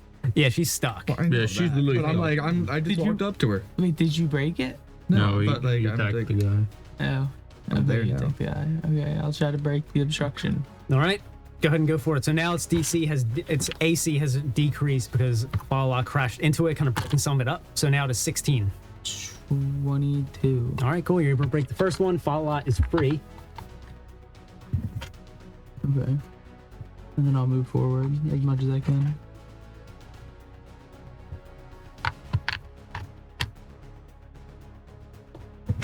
Oh, All right. wait a second. So you are pretty much free to go off the spoon and be safe Why? if you dash. Wait, if I dash, really? Oh, well, that's okay, because I don't think I'm going to do that. Because if I move, I'm pretty sure one of us is getting eaten, maybe lagging behind a little bit. No. So. Okay. I'm going to stab the wall. Okay, go for it. 20. Let's go. You're able to break through it. Break the wall, and then bonus action. I can't stop that guy, but be inspired, and I'm gonna inspire Mr. Your name, the guy about to be eaten. He's gonna get Robbington? Yeah, Robbington's gonna be inspired to not die from those teeth. I think it'll. And I'll walk. I'll also do my movement or whatever. All right. All right, cool. Okay. So you didn't hit him with an attack, right? Nope. No, you've been moving him at the end of our turns. Yeah. Didn't you just finish his turn? I didn't have my turn. Oh shit. Rest in peace, Shane. So Falala and Shane are eaten. Oh wait, they So- both did. Oops. In doing so, you take a quarter of your health and psychic damage,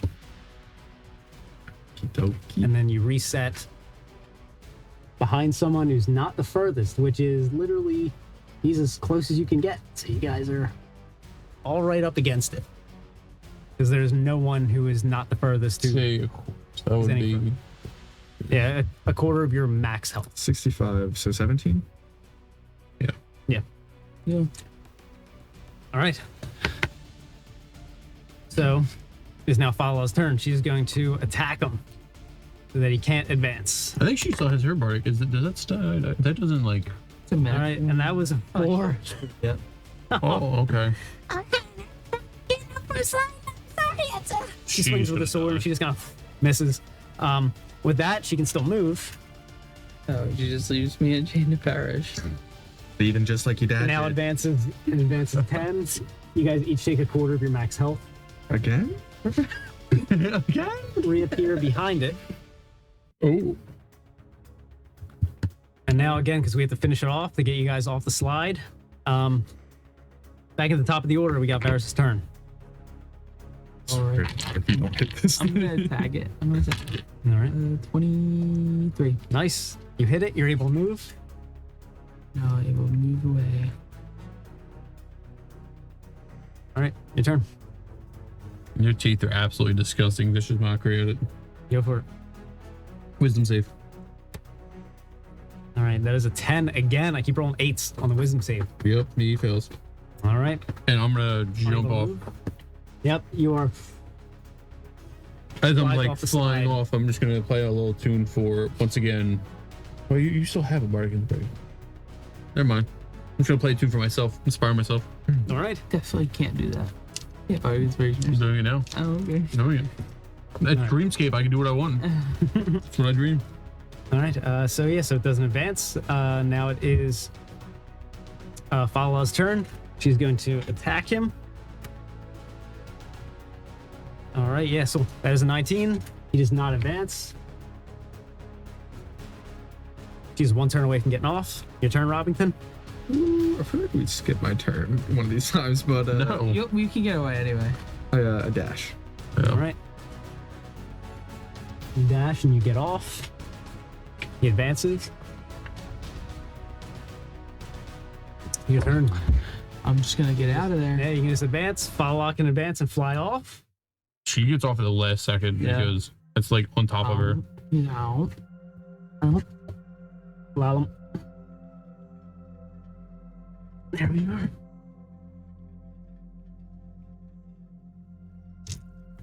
All right. So, as you guys all whoosh off the end of the slide, the giant head devours the very last bit of the spoon and then disappears down into an endless void. The glow of its lights and the smoke drifting past it slowly emanates down into nothing. The air is whooshing past you as you slide. As you're rocketing off into the air and then at first going at super fast speed and then eventually naturally slow until you're all just kind of gently adrift. Candy Corn and all the taste buddies and Falala and all of you are all just kind of slowly drifting through this black void and now feel a little more comfortable. Candy Corn, you can tell from even just being a part of his dream, being kind of knit into it, you kind of feel bonded to him a little bit. You can kind of almost sense his emotions. You can tell that he came to the realization that it's time for him to face his fears. Thank you, heroes, for bailing this officer out of jail. And this is as you guys are all kind of adrift. All the taste buddies. You are so welcome, taste buddies. He begins and his taste buddies to slowly disappear. And in the flash before he fades away completely, you witness an ethereal image that's muffled, almost like someone talking on the other side of a glass or a wall. And it's the sound of him and vision, a flash vision of him waking and then swiftly rolling over to blurt out to his sleeping wife. Sweetiekins, I've got something to tell you. I hate your cooking. And you just kind of see this halfling with like the stereotypical like curlers and everything in her hair, just kind of, What? and then Flash is gone. R.I.P. You continue to drift, and you guys can kind of lick your wounds, so to speak, and even converse amongst each other as you're starting to drift, and your speed begins to kind of increase rapidly, until you feel yourself break through a veil of energy, leaving Candy Corn's dream behind.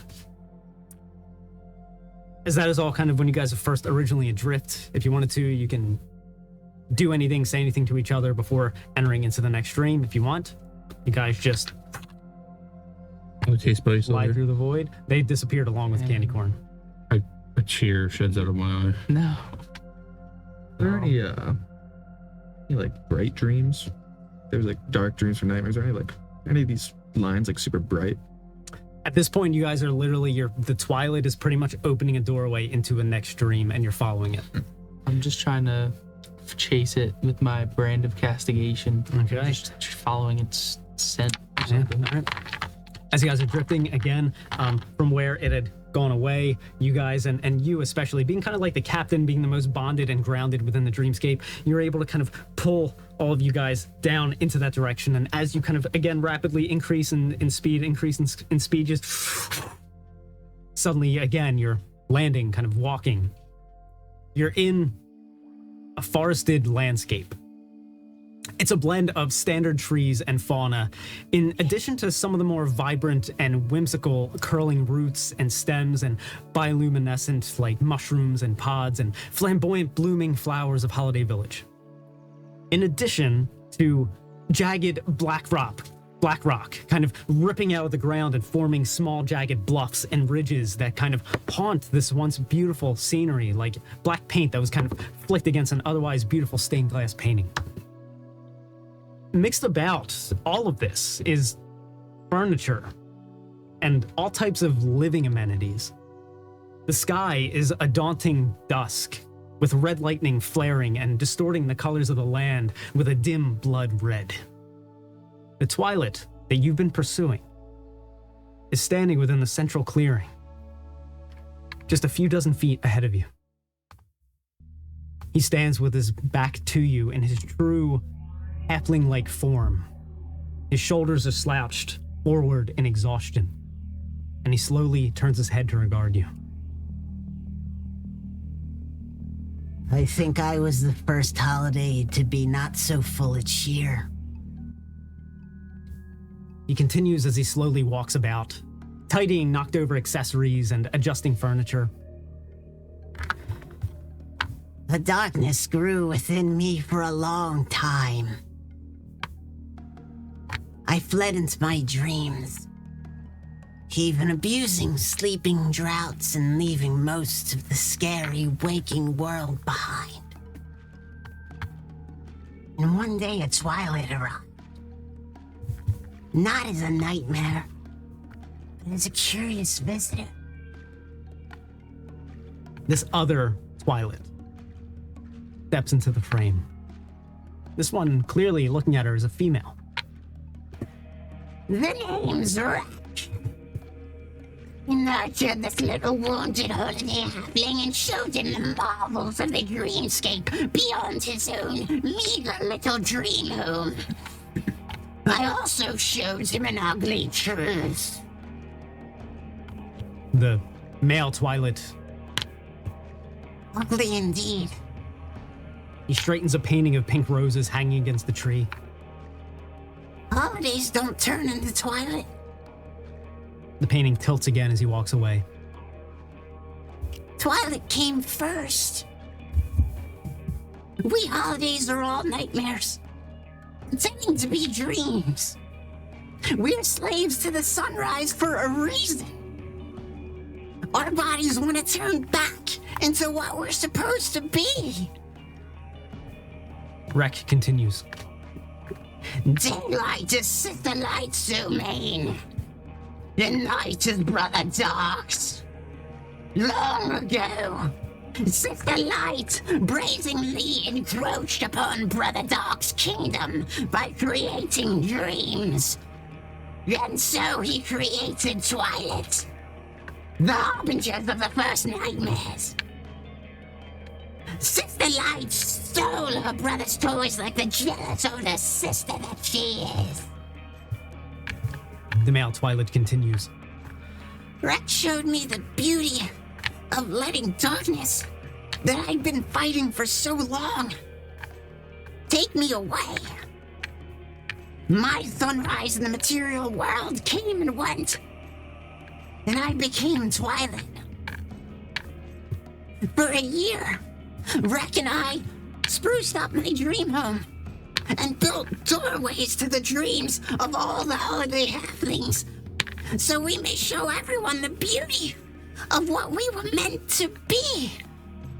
No holidays ever need to feel not so full of cheer again. They... Rek interrupts him. Enough of your prattling. I hate it when you prattle. Yes, dear. Transformed Twilit are never the same as we trueborn. The male continues. After a year of grooming, and designing our dream home the way that we wanted it.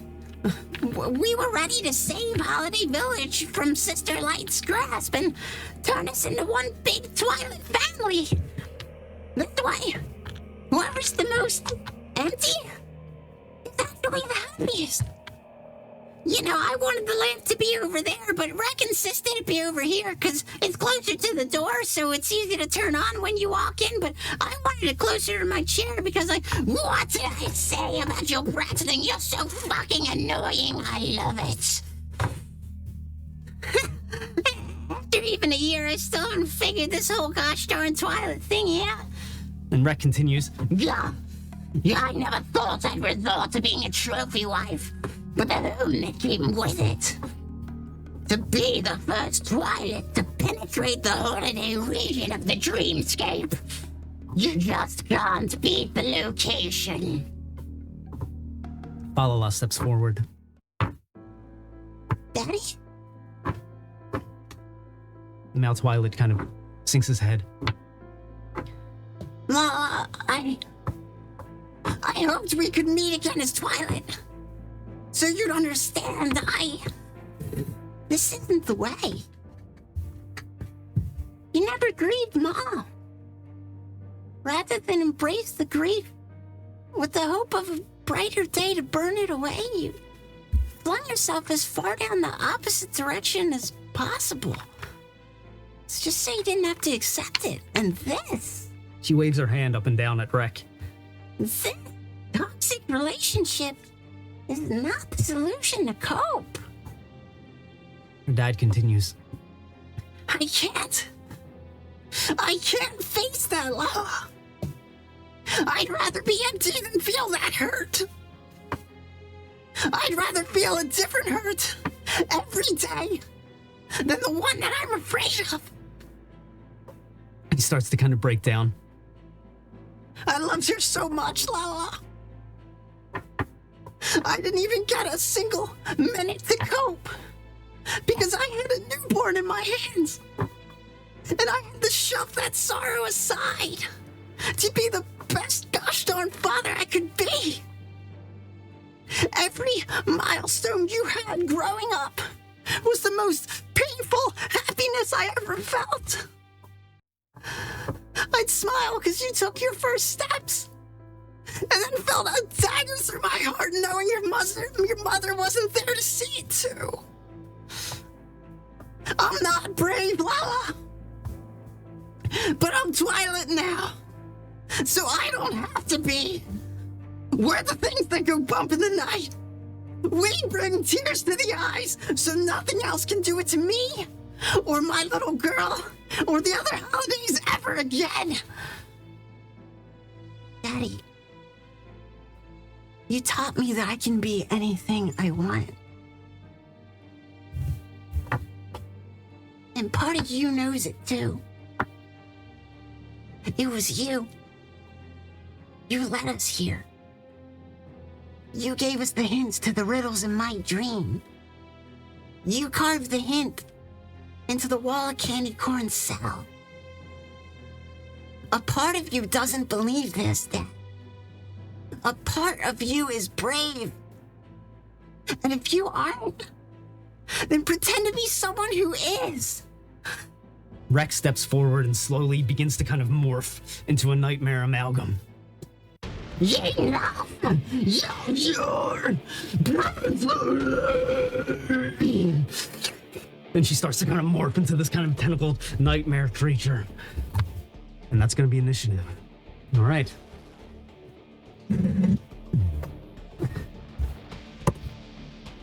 Wow. That was a 6. We're back to full HP, right? Yep, yeah. So you guys got a long rest from the previous dream. And now starting from this one, we have our initiative. So what do we got? We got a 20 plus. I got a 17. Okay. 18.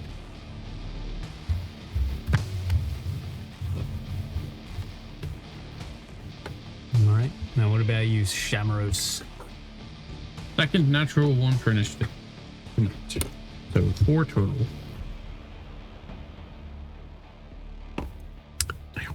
right, so it is Robbington, Varys, Twilit, Falala, then Shamaros. Got it. All right, so what do we got, Robbington, leading us off? Smack it. I am looking at this dude. How far away is he? It's about 30 feet. I am going to rage. All right. And then I'm gonna sprint at the dude on the left.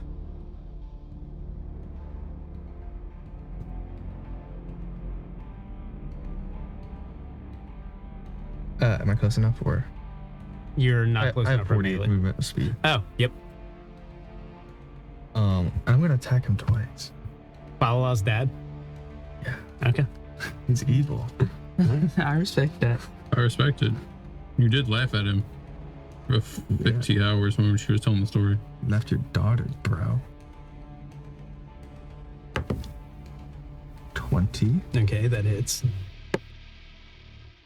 and a natural 1. Okay, that missed. As you run up to him, and as you're even running up to him, he kind of looking at you, half kind of confused. Rek is starting to kind of turn to regard you and kind of defend her husband. Falala's dad literally, he looks confused as you're charging after him, and it doesn't look like he's currently really armed, but he looks like he's conflicted and confused. Whatever Falala had said is starting to kind of get to him, but as you're charging him, his eyes start to kind of alight with that kind of survival kind of mentality that suddenly gets kicked on when he sees danger. And when you swing to attack, with your 20 that hit, what damage did you do? It was 14. All right, so you're able to hit. As that connects, he kind of, part of him kind of like animates a little bit, kind of turning into a little bit of like a mix of that kind of giant blob that he had formed in the bakery for Falala, and kind of absorbs a little bit some black ichor, kind of like slides out from where you had collided with your axe. Rek kind of, stay away from God. as she turns around, she's going to attack you first with one of her legendary actions. And that is a 24 to hit. It does. All right, so you're struck with lingering shadows. Mark you with that. What does that do? Find out later. And That's like he was. Absolutely. and so that does 12 slashing damage as she attacks you. From what you're able to understand, her attack seems to have about a 15-foot reach on it. All right. Also, when you do that, Falala,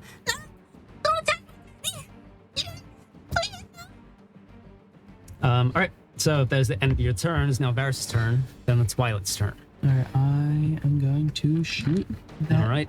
big motherfucking thing 3 times. Go for it. Oh, did the thing do damage to you? Yes. She takes 2 psychic damage All right.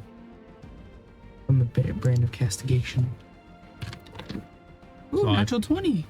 Okay. You take that for the first one. And then a 14 for this one if I'm doing it with sharpshooter. Okay. And her AC, nope, that missed. Okay, and that will be a 24 if I do it with sharpshooter. All right. Yeah, that hits. The first one crit, so let me 6, 14. So it's gonna be 16, half of which is radiant. All right. That's Does the radiant damage appear to do anything extra? yes, it does. Ooh, speaking All right. Definitely do radiant damage. All righty. At the end of that turn, of, I want to Yeah. move away too. all right. So she is again going to attack Shane. Oh my god. Another legendary action, and that is a 24. It hits. All right. No. And all right, there's 10 slashing.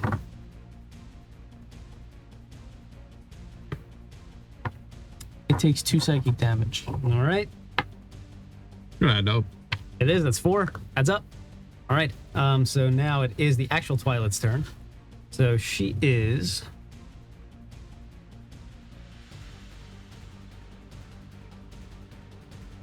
She's gonna suck the joy. Oh, Shane. Robinson's gonna please. He is going to cast. Oh, it's definitely a great target. I'll be honest. I think she should go after her. Just focus on her. One of you guys are clumped up. For once, I feel like we're always clumped up in any fight. Yeah, damn. Some clumps. Okay. All right. She's gonna cast Hold Person on Varys. Alrighty. What's the save? Wisdom. DC is 16. Let's say 20. All right. You succeeded. So that is the end of that. She is going to move as this giant kind of tentacloid kind of a creature that's kind of the manifest that's kind of pulling the substance of this entire dream, feeding her nightmare, even kind of almost like she's siphoning some of the joy even from her husband, Falala's dad, as she kind of moves into there, kind of engaging between you two. So that is the end of her turn. It is now Falala's turn, who's going to go for an attack. Does he get an opportunity attack? Go for it. Does he get an opportunity attack? So her reach is 15 feet. He So wasn't was out of engaged with range. her. Okay. So that misses. That was only a 10. Yeah. She's going to make her second attack. Suffering, man. We gotta put him out of his misery. All right, that is a 16, so that's able to hit. So with her sword, she's going to do 12 slashing damage. Cool. Okay. All right, so Falala able to come up there, kind of slicing with her sword, taking it, cutting holes in a part of her wings. Even one of the strike tentacles from this kind of bearded creature that gets sliced off, kind of starts curling on the ground. So that's the end of Falala's turn. So now it is Shane's turn. Yeah, I'm gonna reckless attack him. Well, no, I mean Shamrus. Jack. No, it is my turn? Yeah. Get him, Tiger. Reading the name, I thought it said Shane. It said Shamrus. My bad. Jackery's turn. What are we doing? Oh, it's pretty close to me. Is it? I can't. I want to say. Is it within? Right fucking next to you. You're like over here. Yeah, I know. I literally cannot see it. It's blocking. Its bulbous head is blocking me. So how far away is it? Like 5-10 feet? Like am I in its Oh, range? you're right up against. Okay. Fair. You're not that hurt, right? Yeah. Okay. You ain't do nothing to me yet. Okay. It's not engaged with anyone else. And it's engaged with Falala. Oh, cool. So can I get flanking? Oh, you're not on the opposite side of it. Fucking flank it. Can I? Can I get him flanking? I want sneak attack. You don't need to flank it to get sneak attack. As long as I want something's advantage. engaged with it. Yeah, as long as an ally is engaged with it, you get, as a rogue, you get sneak attack. Well, I'll play rogues. I'm attacking. All right. Getting stabbed. It is getting stabbed. That's a 21 to hit. All right, nice. That hits. I had advantage anyway.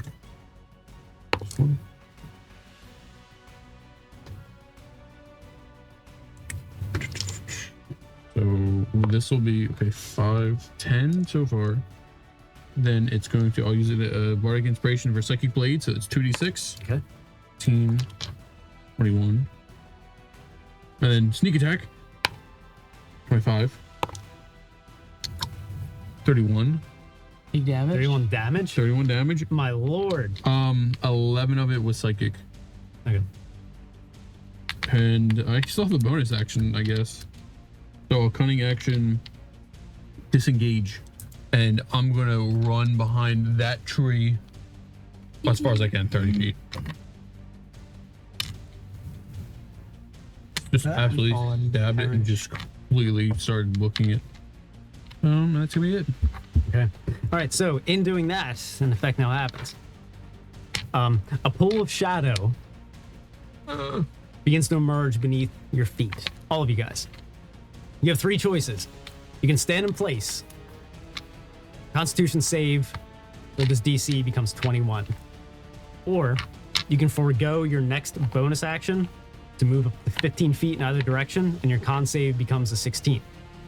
Or forego your next action, move up to 30 feet in any direction, and the con save only becomes a 10. So all of you have to resist these shadows and these nightmares that are kind of trying to pull you in. And you can either stand there and try and embrace it, and then your next turn is normal. Have an easier save and move 15 feet, but you lose your bonus action next turn. Or have a way easier save, move 30 feet, but lose your entire action next turn. What type of save is it? Constitution. I already know. I'll forget my action. Okay. All right, so yours becomes a 10. I'm standing like with this dude. Is he gonna also have to like take the? Okay, I'm just gonna stand and take it. All right. It becomes a 21, your con save. I'm gonna forgo my action. All right, so yours is a 10. I failed. Okay. Is this the poison, charmed, or stunned condition? I fell 2. 14. And which did you? Oh, you stayed there, right? Okay, so you still have a normal turn, but you failed. All right, so you guys all failed. Both of you guys lose your actions for your next turn. No. You have a normal next turn. So you guys take 2d6 psychic. Not that bad. So that is a 9. You take 1d6. It's a 1. And Rec gets healed that much. Well, half of that much. So it would be 18, 19 halved. So 9. Rec gets healed. Cool. As all those shadows emanate through you guys, kind of drawing some of your fear, happiness, everything out of you, goes through the air and feeds back into her. And she gets healed just a little bit. So now in between turns, she's going to take a legendary action, and she is going to move. Engage Dean. Balala gets an opportunity attack. And that hits. That is 6 slashing. Cool. All right. So she engages you. That was the end of Jack's turn. Takes 2 more psychic damage too. All right. Got that. And it is now back at the top of the initiative order. Verse. Alrighty. I gave up my action, so I'll use my bonus action to use. It's bigger than large, I'm assuming. Yes. I will amplify my blood curse of binding. All right. It has to be a strength save of 13. Okay.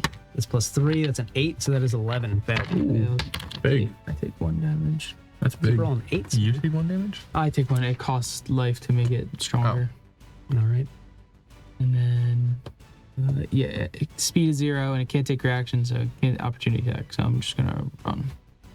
I'm gonna circle all around. Absolutely use that halfling as a shield. Yeah. Tactical. So you're gonna use her as a shield, and then he's killing her dad. Okay. And it is now Shane's turn, which you were supposed to go first. My bad. I'm gonna reckless attack. All right. His face twice. You're just beating the shit out of her dad. 18. That hits. Nat 20. All right. You crit Balala's dad. Again. He just Oh my nat God, he's 20 dead. twice. No. My lord. All right, well, Okay. Nice God. knowing him. Okay, how much so damage is it gonna be? If only you'd done this on the big bad. it's You're gonna be rolling. okay, so it's So just it's gonna max be 12. damage twice. So yeah. So you're gonna do 24 plus 2d12. I'm assuming you're a great axe. Yes. Yeah. Okay, so D12. I'll just do it on here. D4 plus 2d12 plus your raging. Yeah. Is it So rage each attack or just once? It's each attack. Mhm. So you get So extra 4. on top of 7, 10, so plus 17, plus 24. 41. My That's lord. the first one, right? that. Rest in peace. No, So you that's tell the No, second that was one. both. Oh, was Those it? are both together. Yeah. All right. So with that, well Oh, plus 4 as well. Balala's dad So kind of 45. clinging on. You can see in his eyes he's still kind of conflicted. You just kind of in this barbarian's rage. You just and it's odd because everyone around so far is expecting restraint. They're expecting like this is something you don't expect to actually see followed through all the way with brutality. But as that happens in that moment, you see his axe completely just cleave his head right through. It goes through, it shears it off right below the nose. You can see all the bone and cartilage kind of crack and explode out. The tongue starts to flap loose as the top of its mouth gets broken off, and the teeth kind of shatter. And something that even sticks in your mind are all the teeth and bones and everything, the clatter of them onto the ground after this happens, that kind of, those weird, odd moments that kind of get ingrained into your mind, seeing that. And then of the axe as it collides into a tree, and even that gets buried halfway up the blade into the tree, and you can see the rest of his body just fall down. Falala completely breaks down and starts just losing. Goes into a manic. I mean, she's losing it now. That was fucking brutal. Are we the good guys? He was evil. He was the bad guy. No chance of redemption. No now. redemption for him. Barbarian saw bad guy, he kill. All right. So in doing that, you also notice that Rek and her tether and her tie to this dream, with him being dead, and all of you start to kind of lose your connection to here. Oh no. We're getting kicked out. You guys are now in the final Frieza fight as Namek is exploding. The dream itself is starting to kind of combust and fail and break apart. It can't tether itself together. This dream home was his. That's why Rek was here. She needed someone who already had an in the Holiday Halfling part, the Dreamscape, and that was him. And now that he's gone, his dream home is starting to kind of crumble. You guys have to finish this before it gets destroyed. As a legendary action in between turns, she's going to use Nightmare Fuel. Or no, Nightmare Fuel was what she'd already used. She's going to use Lingering Shadows. So, you are the only one that has it so far. She can either move you 15 feet in either direction, force you to make a con save, or you take psychic damage every time she takes damage, or she can force you to make a con save and they're blinded till the start of their next turn. She's going to force you to make a con save, and they take 1d4 psychic each time she takes damage. 25. All right, so you passed. So those lingering shadows that are on you, especially with everything that's going on, you're able to kind of, almost like grab them and shed them off. So that fails for her. Whose turn were we in between? Those I just killed you the just dude. killed. You just killed him. Okay. All right. So back to Varys. Okay. So I have my action again. Yes. Got it. I'll attack him. All That right, big go for ass creature. Her daddy is dead. You want to be a hero? It's pretty butt. That's a 9. All right, then missed. Make my second attack. 13. Actually, before I. Wait, didn't you go? Yeah, that's what I said. That's what I asked. Yeah, because remember because he was supposed to go first. Yeah, and you then, skipped my turn. Right. Okay. I was looking at the wrong order. Then I don't. Okay. All right. Yeah. So Good thing I missed. now it's actually the Twilit's turn. Got it. Okay. So she is. She also can't move and she can't reuse reactions. Okay. She's gonna cast Fireball on you and Bala. Good. Great. All right. Make a dex save. You see a 16. 22. All right. You pass. So you take half on a success. Need some Four, d6s. 9. So you take 14 fire damage. And Falala also passed. Natural 19. So 14 fire damage. Taking some heat. How's she looking? She kind of dives a little bit out of the way, able to avoid a little bit of it. Hair kind of singed. She looks like she's just in a mess. She's trying to kind of crawl and get her way to where her father's corpse is. Weird reaction. So weird. All right. So that is the end of the Twilit's turn. Did they make a save at the end of their turn, Probably. or was it just for the one turn? Probably. It makes a save. Yeah. Okay. Strength All right. That is a total of 17. passes. All right. So now it is Balala's turn. So she is now just It kind takes 4 psychic damage too. Okay. From attacking me and That also did damage to me. you're not close enough to me. Oh, okay. All right. So with that, Falala is now kind of in this kind of state of distress, the state of shock, and she's just kind of whimpering as she's crawling to where her father's corpse is. Don't want to be a hero, kid. And as she's actually crawling away, it is going to make an opportunity attack against her. God. That's a natural 1, so it did not hit. But she's able to make it to her father's corpse, and she's kind of...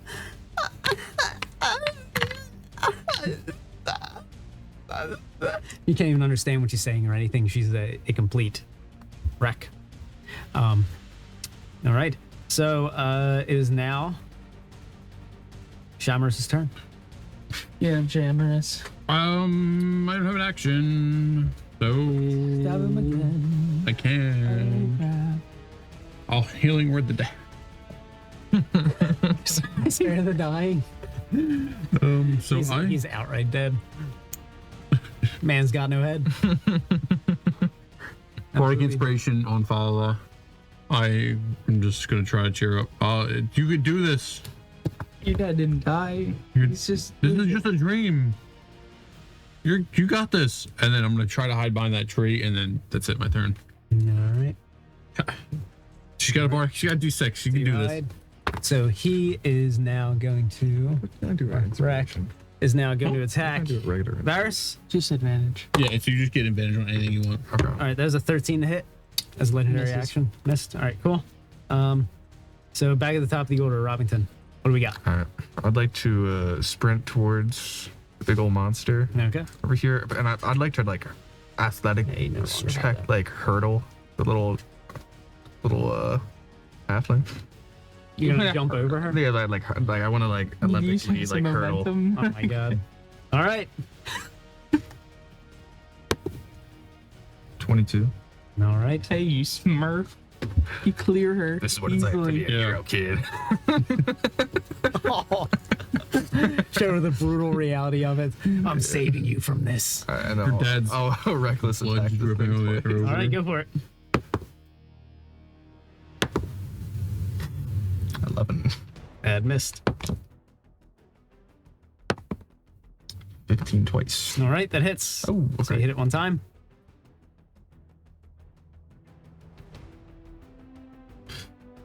17. All right, 17 damage. Cool. All right, so again, nightmare fuel. Riggers. You guys want to stand still? I'm standing Take it. still. It's the same DC. Give up your bonus action. Yep. I got my bonus action this time. Or give up your action for a DC of 10. I'm standing still. All right. DC becomes 21. I missed. You know what? I'm gonna stand still. I changed that back. Okay. DC is 21. 10. Okay. DC is 21. Fail. Should I get my bonus action? 15. I got a 8, so I never would have passed anyway. So I'm glad I didn't give anything Okay. up. I got a So 4. this time it is 2d10. And I got like a 4 the first time, and I was like, oh, I just lost my action. All right. So that is 15 psychic damage, and she gets healed for half. 15 each. Got it. 5, that's 22. Ooh, I am hurting. What? Save. All right. So that was a trigger. And that was from you attacking. So now it is Varus' turn.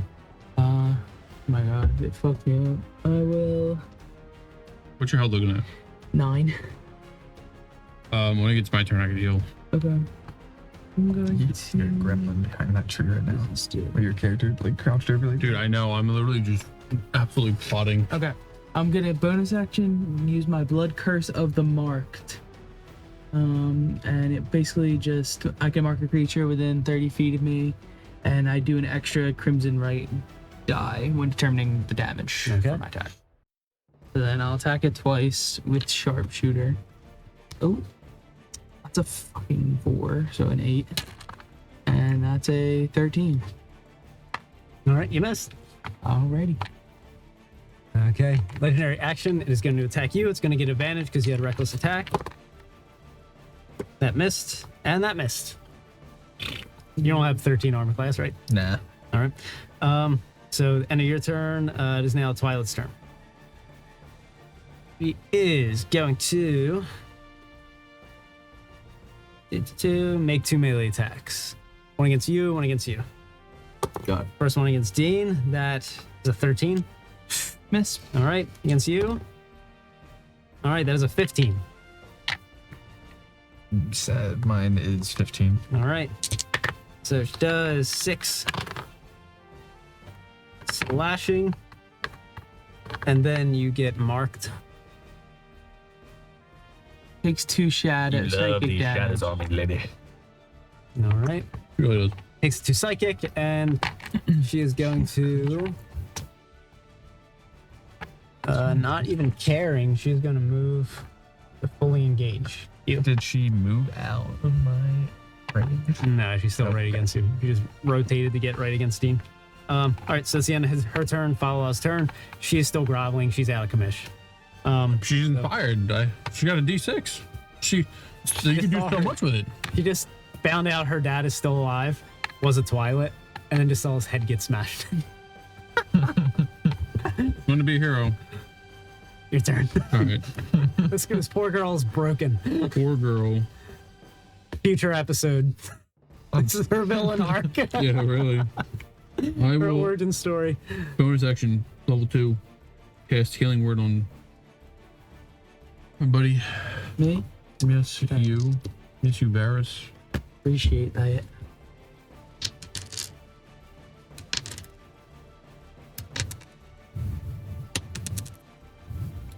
16. 16, that's not half bad. Dude, they buffed healing. They buffed Healing Word, and it's a good thing. Yeah. All right, so that's my bonus action. As an action, do I? I'm not within 30 feet, right? No. Okay. You can move, okay? Oh, yeah, I'm gonna move deeper into this tree. Oh, you're a pussy. Actually, it shouldn't really matter. She's just. Do you have something you can throw at it or something? You guys have 2 more rounds before the dream. The dream is decomposing around you guys. We gotta kill that thing. Hit that thing. Fuck. Ooh, I can't. That's what I thought. Oh, I used my Hit action. on that thing. That's already. sorry. I can't get some spell. Almost dark. Yep. Hey, anything can happen. I'm gonna get within 20 feet of it and then throw my dagger. Is there anything else? I don't get. You guys know that, right? It's only like melee. No. Oh, cool. As long as someone else is engaged. The one dagger I have for 16. All right, Hit? it hits. You just can't attack anymore until you go get it. You have multiple daggers? No, it's okay. I only need one. Okay. So we're up to 7 right now. Psychic blades. Spending 7, 8, 12. Sneak attack. 17, 18. You're And there's no other enemies near us, right? I will not use my whales from the grave. And that's gonna do it for me. Okay. Legendary action between. She is going to attack. No, she's gonna attack you. You. All right, that is a 26. I killed your husband. Okay, and that is 11 slashing. He takes 2 psychic. Okay, it's adding up, man. It is. He's castigated. What's her name? Me? Varus. No, her. Oh. Wreck? Wreck. Wreck. Okay. Like Wreck-It Ralph. Pivotal to the strategy. Yeah. All right, so you now also have lingering shadows. Hit you and then attack. So that was an in-between one. That was in between Jack's turn, so now it is your turn again. Hey, Wreck. How does it feel that your husband's Oh my gosh. You can't think this is mockery. All right, go for it. He kind of reacts like, 14. that misses. Natural 20. All right. Oh my God, You got the old critical. That might be enough to do it, man. Depends what you get. So right now you're at 12. Roll a d12. Plus 2 Plus from the range. 4. At this So, point, she's so d12. engrossed. She's almost like lost her. It's- 18. She's almost lost her So it's 18 plus. like mentality. It seems like she's 13. more nightmare amalgam 31. than person. At this point. so it's your attack. So it's 12 plus the 2 from your rage is 14 plus whatever you add onto your weapon normally. 4. So 18. And then The attack. and then you roll the d. And then I Yeah, so rolled we just another rolled a one. 7. It is 7 plus 4 is 11 plus my rage plus 2 is 13. Yeah. So 31. So 31. Oh no, you don't add that though. I don't add You only rage hit again. once. You wouldn't add the plus 4. Oh, Yeah. I was not 20. Oh, okay, so 29. All right. Well, it would be 27. No close. 31 minus 4 is 57. Usually we're not adding the 4 for the extra damage. Okay. Yeah. Yeah. I thought we were done too. Okay, so she's barely clinging on to her form, trying to talk, just kind of coming out, just kind of like guttural noises. So in between your turn, she's going to use Lingering Shadows. So everyone that has that magical effect, that is you and you. It's the exact opposite of the first fight. Make a fine. DC 16 Constitution save. I make it. I don't. All right, whenever she takes damage, you take 1d6 psychic damage now. Got it. What about me? You're good. You Okay. passed. All right, so that was in between. So now it is Barris's turn. All right, I will just attack it All right. with sharpshooter.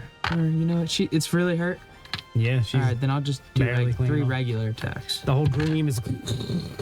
Trees are kind of falling down, almost like sinkholes, or these jagged blocks are falling down. The sky is literally pieces are falling down. What'd you get? I got a 14 for one of them. That missed. And that was the highest. All right. Oh my god. At least you got the twirly mustache still going on. Yeah. She's going to legendary action in between and make an attack against you.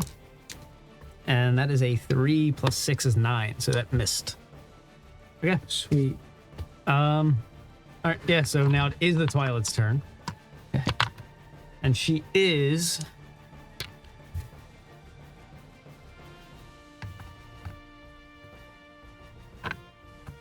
All right. Yeah, she's just gonna make 2 attacks. Both of them are going to be against Shane. You did reckless attack, right? She gets advantage. Okay, so that's a 16, and that's a natural 1. So 16 for the first attack. Hits. All right, that's a 22, or yeah, 22. All right, so both hit. That is 8, 12, 16, plus 3, so 22 slashing. You're marked with Lingering Shadows already. That is going to be the end of her turn. Balala's turn. She's a mess. Your turn. I'm gonna walk up and stab it. You guys have one more turn as the dream is falling apart. Even running toward her, the ground is you're kind of hopping from piece to piece as it's falling into just kind of the white ether of the dreamscape. 14. I just try to kill it. No, I'm gonna stab it. I was gonna heal you for Okay. I was determining whether or not to heal you first, so I'll stab it. All right, go for it. With your dagger. No, my rapier. I'm gonna walk up and stab it. Oh, it hit Shane twice, right? So that's an additional 4 psychic. Okay, she has 9 health left. Finish her off. Do I get advantage? For what? Flanking? Because I have to walk up to her and be behind her. She is focused on Dean. Regardless if you have an ally engaged, you get I need Sneak the attack. I need the advantage. oh. I need the If you're going for flanking, yes, you can. You Okay. can flank to get the advantage. Yes. I would have gone straight there anyway. Okay. Does an 11 hit? Nope. Did you get it? Oh, you already failed the first time? Yep. That was lower. All right. Healing word real quick. Level 2. Nice bonus action. All right. So back at the top of the You order. don't hurt that bad, right? Your turn. I'll be like, hey, bakery girl. And then 15. this thing corrupted your. I need help. and Heal me. ruined it. And then I'll try to kill this thing. All right. Go for it. Reckless attack twice. Hey kid, I'm not that bad. 22. All right, that hits. And then a 9. All right, as long as you can do 9 damage. I think you need to roll what, a 1? He does. Automatically does 7. 6. But you did 7 damage. He did 7. He rolled a 1 and it's 7 damage. Wow. All right, you come swinging in. Well, I'm trying to inspire her to get the last. The ground is kind of falling. I beneath your don't think she's don't think she cares. Literally, this is the last round before the dream collapses. You have to hit her once. So legendary action in between, she is going to attack you since you swung at her. Oh, whoops, I rolled the damages. That is a natural 1, so that missed. All right, so Beep. you were up. Yeah, punch her. She has 2 health. I'll pull out the big crossbow on my back. That would have been so unepic if she hit you. She would have taken 2 slightly. I was hoping for that. I'll take out the big That'd be edge terrible. crossbow on my back, and I'll line it up with her dome. And a natural 20. Let's go. That's a guarantee. That's a guaranteed nothing. Roll anyway. All right, Okay. please tell us how it unfolds. I mean, I'm gonna load this big ass bullet that I pulled from my quiver. Well, a bolt. Did I say bullet or bolt? You said a bullet. Yeah, bolt. And it's just like gleaming with the moonlight of my ability. I'm just gonna shoot it right through the tentacles into the brain of that thing. All right. As you do so, and it all the rest of the dream kind of collapsing, the bits of her body that are all, it seems as it collides, and a little bit of her consciousness, a lot of her was kind of manifested and bonded through this dream with her husband. And when he was taken out, that whole bond is gone, the dream falling apart. Her grip on her body is just kind of becoming like, it's almost like someone took out her skeleton. It's all just kind of this gooey kind of formless blob that's trying to hold itself steady, but as it falls over and parts of the dream, the ground have fallen through, it just kind of falls through, and all its weight pulls the rest of her down, and she just kind of disappears into the dreamscape. As that happens and the dream is all falling apart, you guys are able to just kind of pull your totems away, and you're able to wake up in the bed back in Holiday Village. Twilit dead, knowing that there's a crying girl in another bed somewhere in town. That next morning, it's both celebration and mourning, as the story of everything that had happened is told. Falala was finally this hero in a story rather than one that's reading about it. And for the moment at least, it seems that she really gets why Holiday Halflings would rather not be in those stories. As it's recounted, as it's told, as everything's starting to go over, she is a mess. The Twilit Halfling's name was Wreck, and she wrecked this girl's life. You guys were able to save the town of Holiday Village, save all the Holiday Halflings. You guys are rewarded in any way that you see fit from all these Holiday Halflings. Falala's fate is uncertain. She is now, similar to how her dad was, broken. Whether or not she's going to pursue heroism and redemption, if this is her villain origin story. I would like to, eventually once everything dies down, probably a couple days, and lingering in the village, I'd want to come up to her and see if, she wanted a mentor or something. I talk about, she has potential with, the dreamscape, and that could lead to a lot of stuff. And we could see if she wants revenge or whatever she feels, justice, whatever she wants. All right. She wants to, hang out and Take it out on the rest of the Twilit, go after their home base in the dreamscape. or Future episode for sure. the Twilight or the barbarian that absolutely decapitated her father. I want to give it also give it a day or two, and then Be like, so I want to go up to her with my mustache finger and be like, "How about some macaroons?" that would be so nice. Mustache away.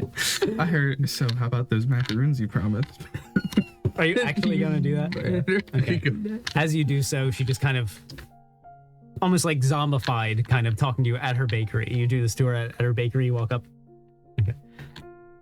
Listen, I don't know who you are, but I'm not really feeling it. The macaroons here, you can have plenty, but Take the tray and leave. my heart just isn't in it right now. I'm sure you heard here. That's on the house. Thanks.